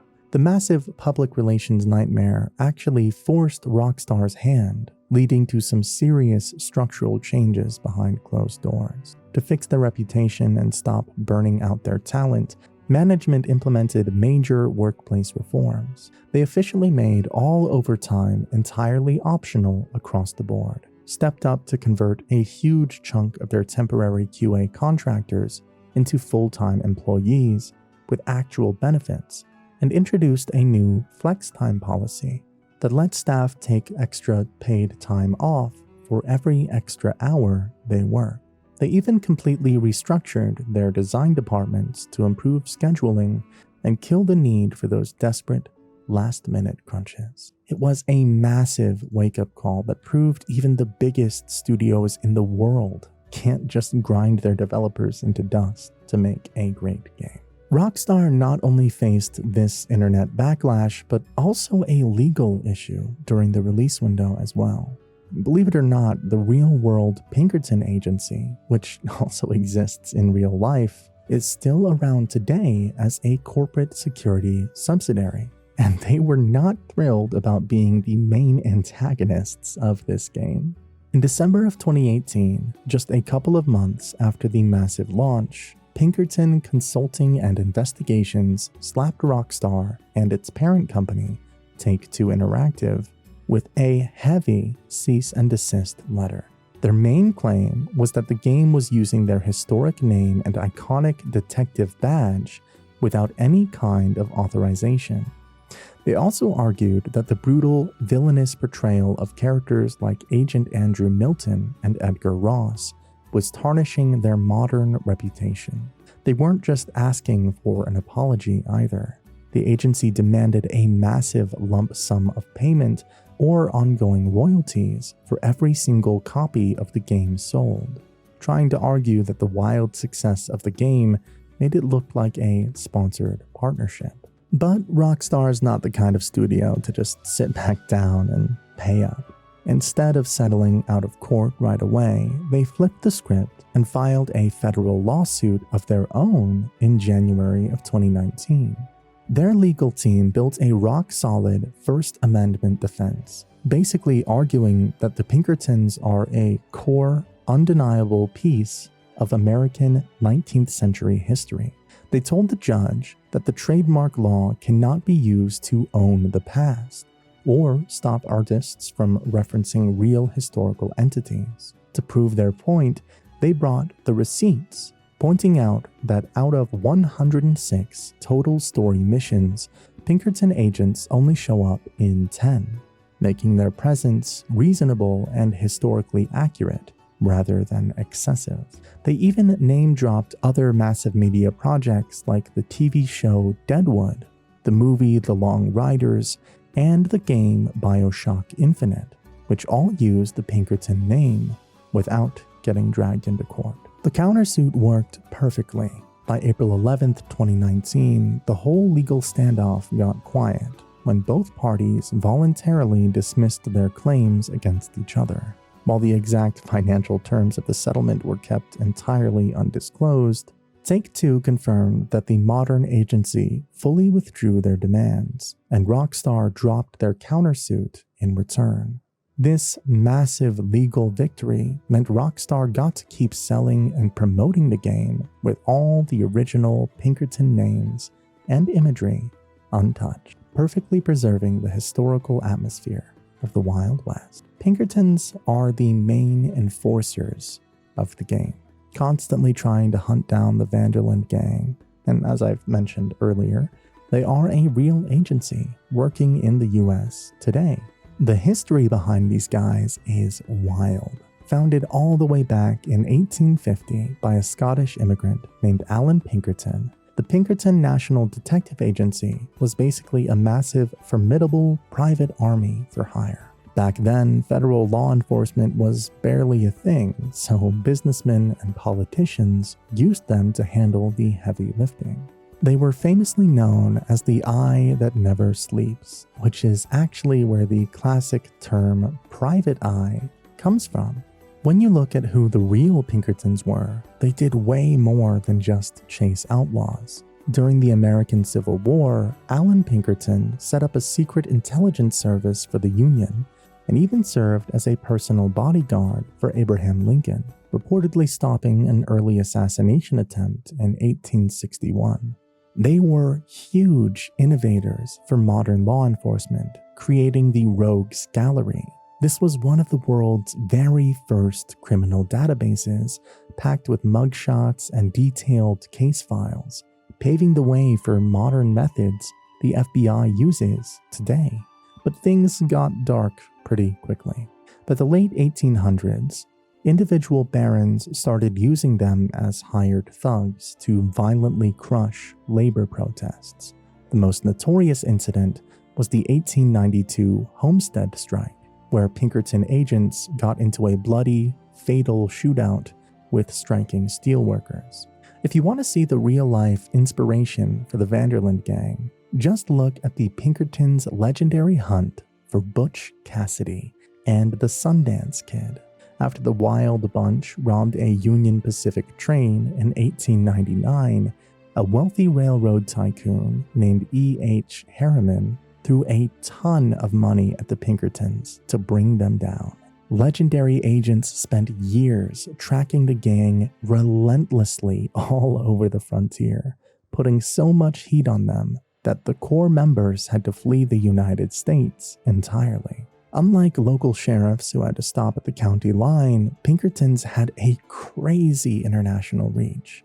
When Cassidy and Sundance ran off to South America, the agency just kept coordinating with local authorities in Argentina and Chile to track their movements, eventually cornering the duo in Bolivia, where they reportedly died in a shootout. Sound familiar? Before they went after Cassidy, the Pinkertons waged a brutal, bloody war against the legendary Jesse James and his brother Frank. This specific vendetta shows off the dark, cynical nature we see represented in the game. In 1875, the public totally turned against the agency after a horrifying botched raid. Agents tossed an incendiary device right into the James family home, tragically killing Jesse's 8-year-old half-brother and blowing off his mother's arm. It's a heavy, real-world example of just how ruthless the Pinkertons were willing to get to close a case, proving that the tactics shown by Agent Milton in the game aren't too far from reality. Did you know that Jack Marston is actually voiced by a woman?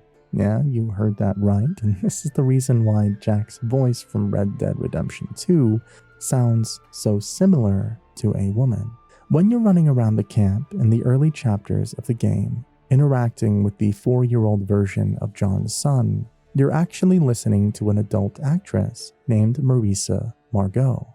While it sounds crazy at first, having adult women voice young boys is a total industry standard in animation and gaming. Now just think about Nancy Cartwright voicing Bart Simpson for decades, or Timmy Turner's voice actress. Rockstar had a very specific, practical reason for making this casting call.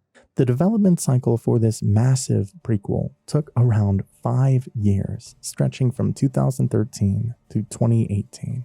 If they had hired a real 4-year-old boy, his voice would have completely deepened and changed by the time they needed to record final pickup lines, ruining the continuity. On top of that, hiring an adult completely bypasses all the strict on-set child labor laws and limited working hours that slow down production. But as the story moves forward and the gang starts to fall apart, Jack obviously grows up. During the later chapters and the start of the epilogue, the 12-year-old version of Jack is taken over by a young actor named Ted Sutherland.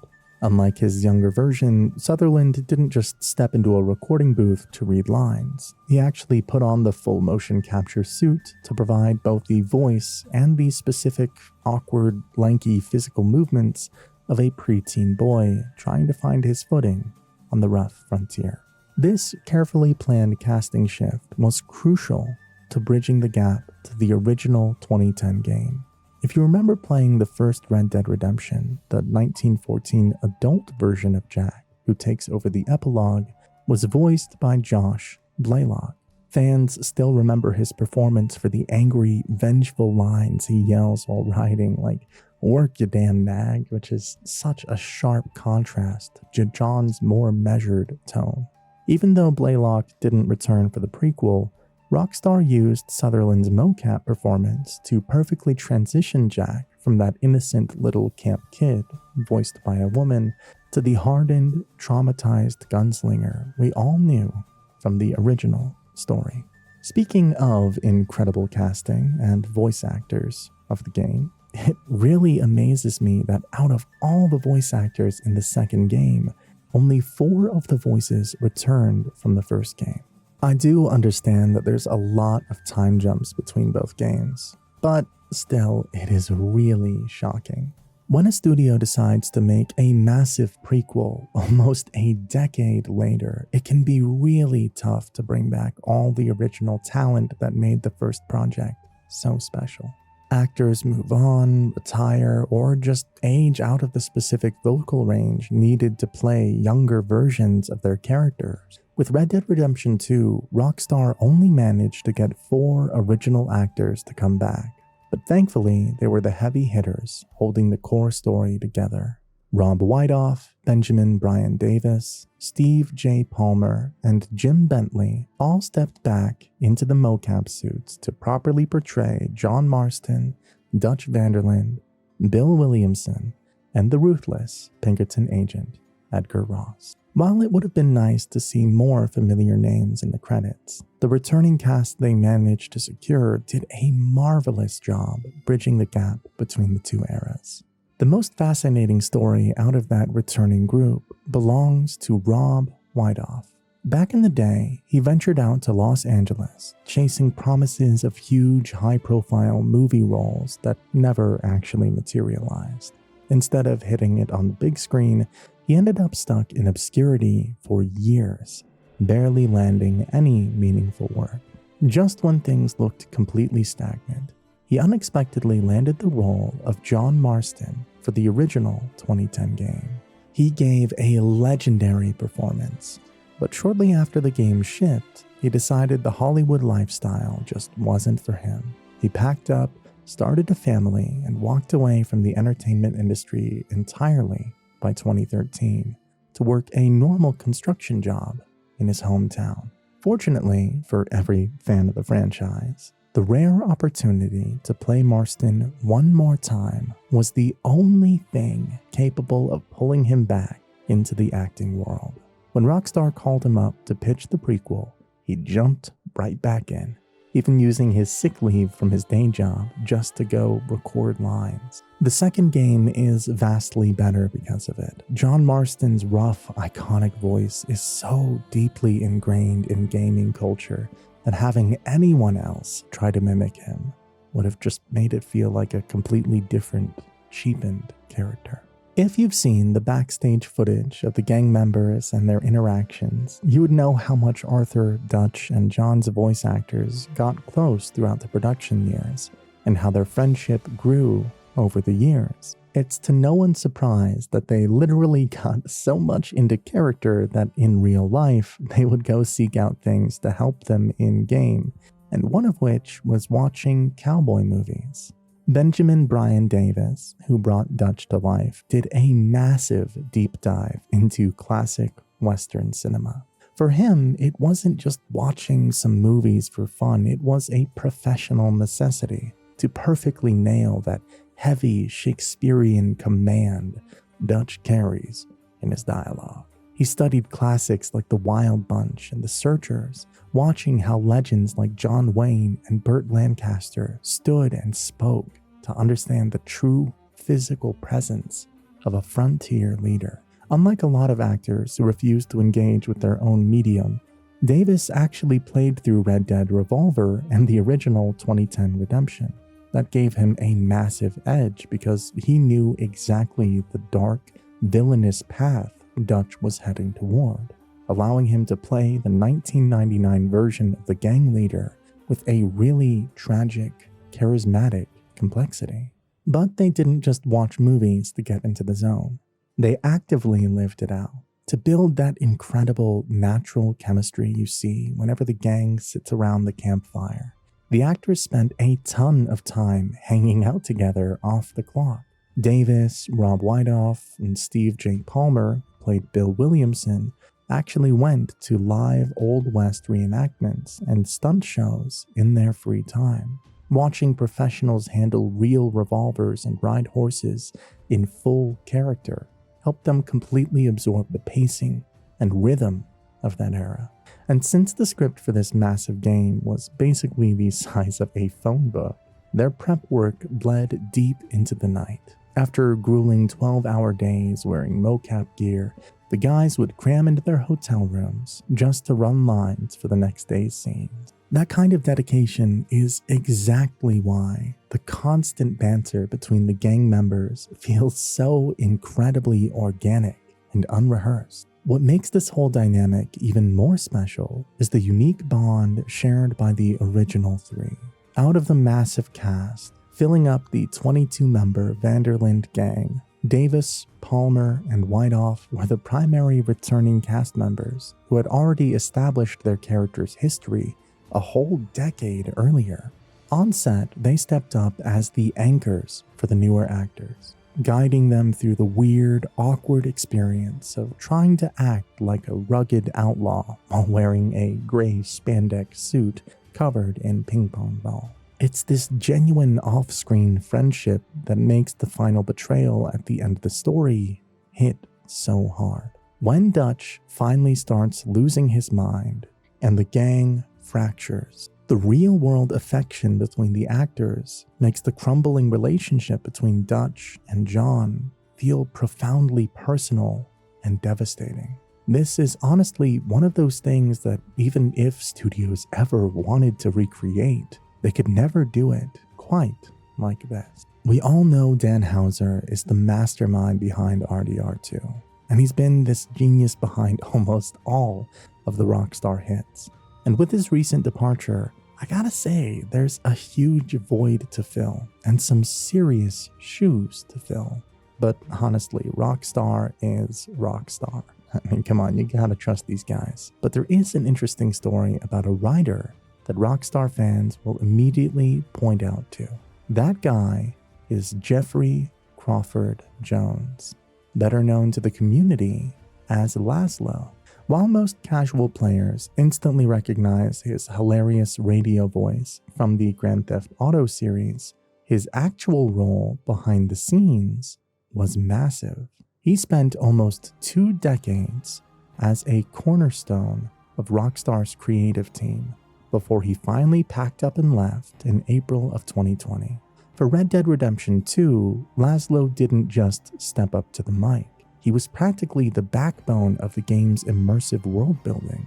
He spent years deep diving into historical research just to perfectly nail the authentic 1899 frontier vernacular, writing everything from the local newspaper articles to the actual campfire songs the gang sings. As the audio director, he was the guy pulling the strings on the insanely complex ambient sound systems and directing all those old-timey theater shows and cinematic storytelling moments around the camp.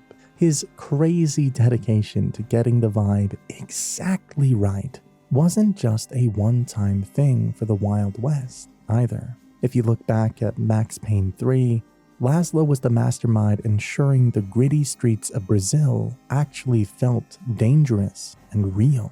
He co-wrote and directed all the random pedestrian dialogue you hear while shooting your way through the favelas. But he didn't just sit in a comfortable New York studio to do it. He actually traveled all the way down to Sao Paulo just to record authentic, local Portuguese dialects straight from the source. On top of that, he was the guy producing all those bizarre, in-universe television shows playing on the screens in the background of the game. He always had this unique talent for making the fake media inside a video game feel totally believable. Even though he walked away from the gaming giant, Laszlo definitely hasn't slowed down his creative output. He actually teamed right back up with Dan Houser to co-found a brand new media company called Absurd Ventures.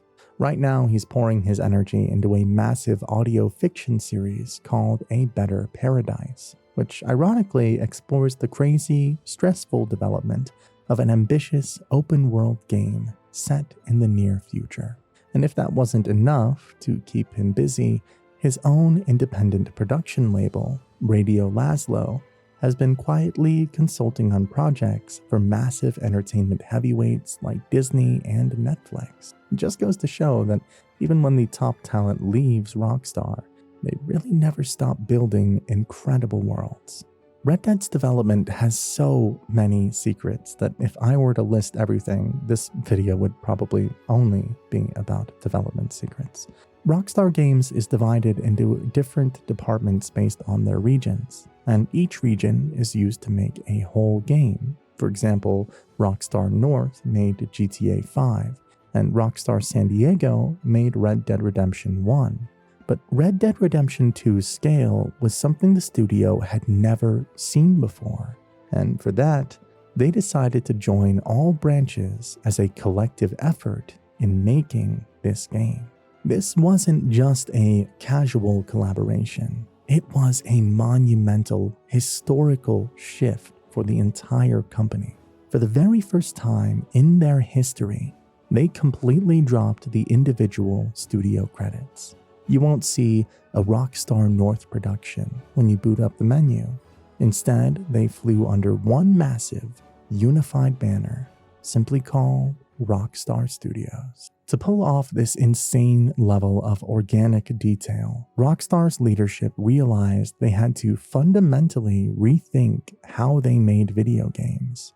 They gathered a literal army of roughly 1,600 to 2,000 developers spread across 5 different countries: the United States, UK, India, and Canada. Imagine the crazy logistics of trying to coordinate that. You had high-level creative leads, including Dan Houser, jumping on massive global video conferences, running through mission read-throughs with animation, art, and gameplay directors from every single worldwide office at the exact same time.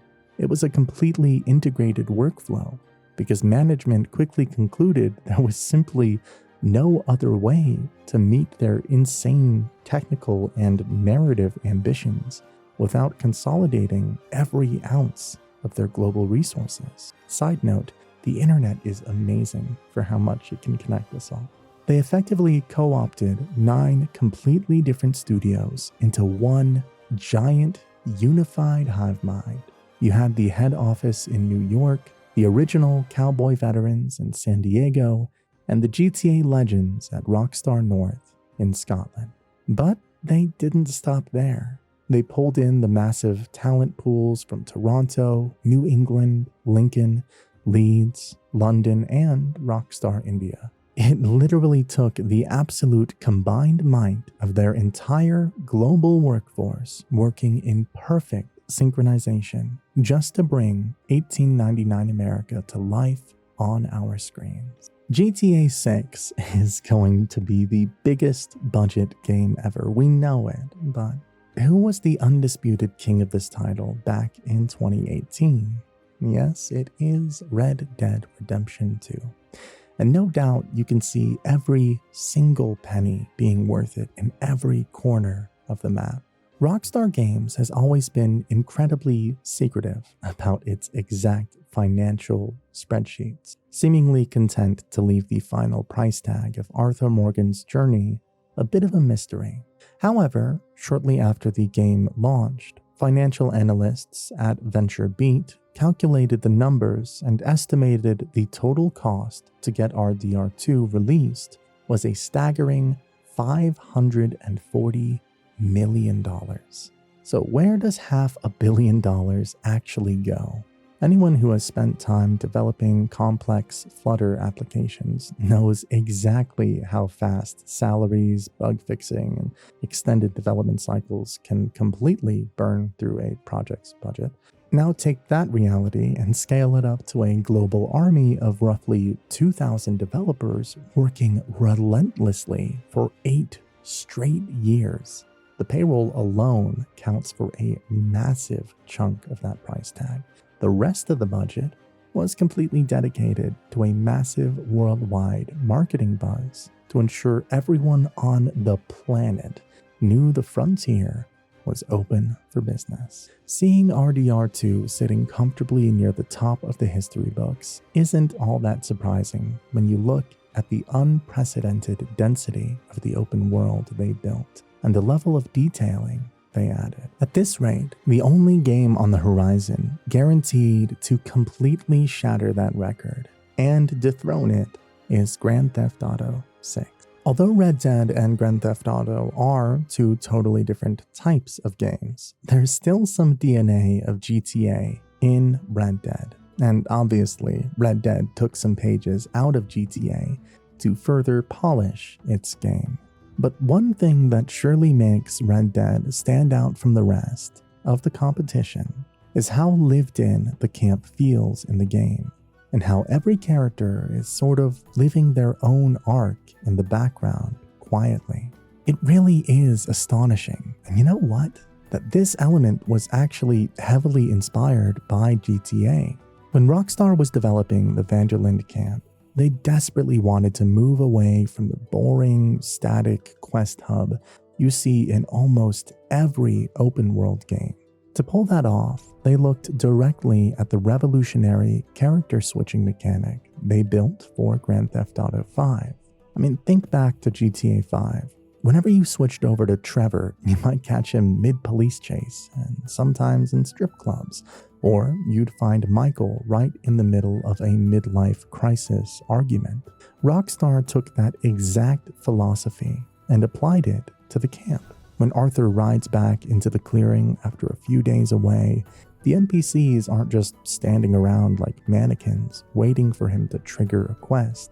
They're already deeply engaged in chopping wood, getting drunk, fighting with each other, or playing poker. The scale of this system is mind-blowing. Every single one of the 23 gang members has fully coded, persistent 24-hour routines. They physically wake up, eat their stew, do their assigned chores, socialize, and go to sleep, regardless of whether you're standing there watching them or halfway across the map in Saint Denis. It creates the brilliant illusion that the world doesn't just revolve around Arthur Morgan. Instead of locking all the character development behind formal cutscenes, the writers recorded hundreds of thousands of lines of background dialogue. If you just hang around the campfire and listen, you'll hear characters gossiping about past heists, revealing personal grievances, or slowly falling in love. The entire atmosphere of the camp is completely reactive. If you just finished a massive, successful bank robbery, the crew might throw a massive late-night party with singing and dancing. If the gang suffers a tragic loss, the camp goes dead quiet and somber for days. The level of life goes even deeper with the greet or antagonize mechanic. Unlike previous games, where an NPC just gives you a one-off generic line, Arthur can interrupt whatever an NPC is doing. If you decide to ruthlessly antagonize John or Uncle in the morning, they will literally remember it, hold a grudge, and react to your bad attitude if you try to talk to them later that day. Now for the final part of the video. I have a huge theory for one of the most heavily hinted plot points in the entire game, and one that could potentially play a huge role in the next game. When the game first starts, Vanderland Gang is out on the run, but the real question is, what really happened that would force the infamous gang to run? And I would say this was the time when the real downfall of them as a gang happens. I am, of course, talking about the Blackwater massacre. It's hinted at throughout the game that this was the point where the gang suffered its first defeat, and they had to retreat, leaving behind two crucial members of the gang called the Calendar Boys. But what actually happened during this massacre is only hinted at through dialogue, and nothing more. But boy, there are some wild theories regarding this event. Before the massacre, the Vanderland gang was actually doing just fine. They were laid up in the Northern Grizzlies, having just picked up two brand new members on the road. A young, abandoned girl named Jenny Kirk, and a ruthless outlaw named Micah Bell, who had recently saved Dutch's life over a gold dispute. The gang eventually decided to set up camp right outside Blackwater, a rapidly growing port town in West Elizabeth. Arthur and Hosea were working a massive quiet lead, a lucrative real estate scam. But while they were doing the legwork, Micah got his hands on a different tip. A local ferry carrying a staggering $150,000 in bank money and gold. Micah pitched it to Dutch, and despite Arthur and Hosea heavily protesting that the setup felt completely wrong, Dutch's greed won out. Arthur and Hosea refused to participate, leaving Dutch and Micah to plan the raid. The job was supposed to be a standard robbery, with Jenny Kirk likely brought along to act as a street-level distraction. But things immediately went sideways. The most brutal mystery of the event is the murder of Haiti McCourt, a young mother who Dutch shot in the head. The prevailing theory is that Dutch grabbed her as a human shield to force the ferry guards to hand over the money without trying anything funny. But suddenly, the Pinkertons ambushed them.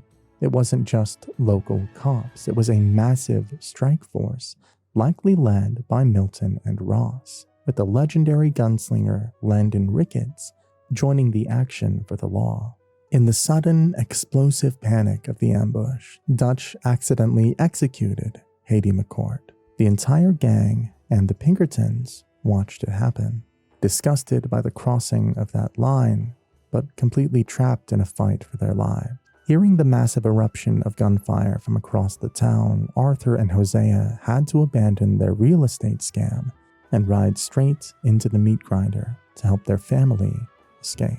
This is the exact moment Arthur's prized previous horse, Boadicea, was likely gunned down in the crossfire. John Marston took a bullet to the shoulder, potentially fired by Landon Ricketts himself. Mac Callender was separated from the pack, trying to shoot his way out of Blackwater alone before Agent Milton caught up and executed him. His brother, Davy, took a fatal gunshot, but managed to ride out with the crew. Sean McGuire was knocked unconscious and dragged away by bounty hunters. Jenny Kirk was fatally wounded during the chaotic retreat, dying on the road before the bleeding, freezing survivors finally holed up in the abandoned Coulter mining camp.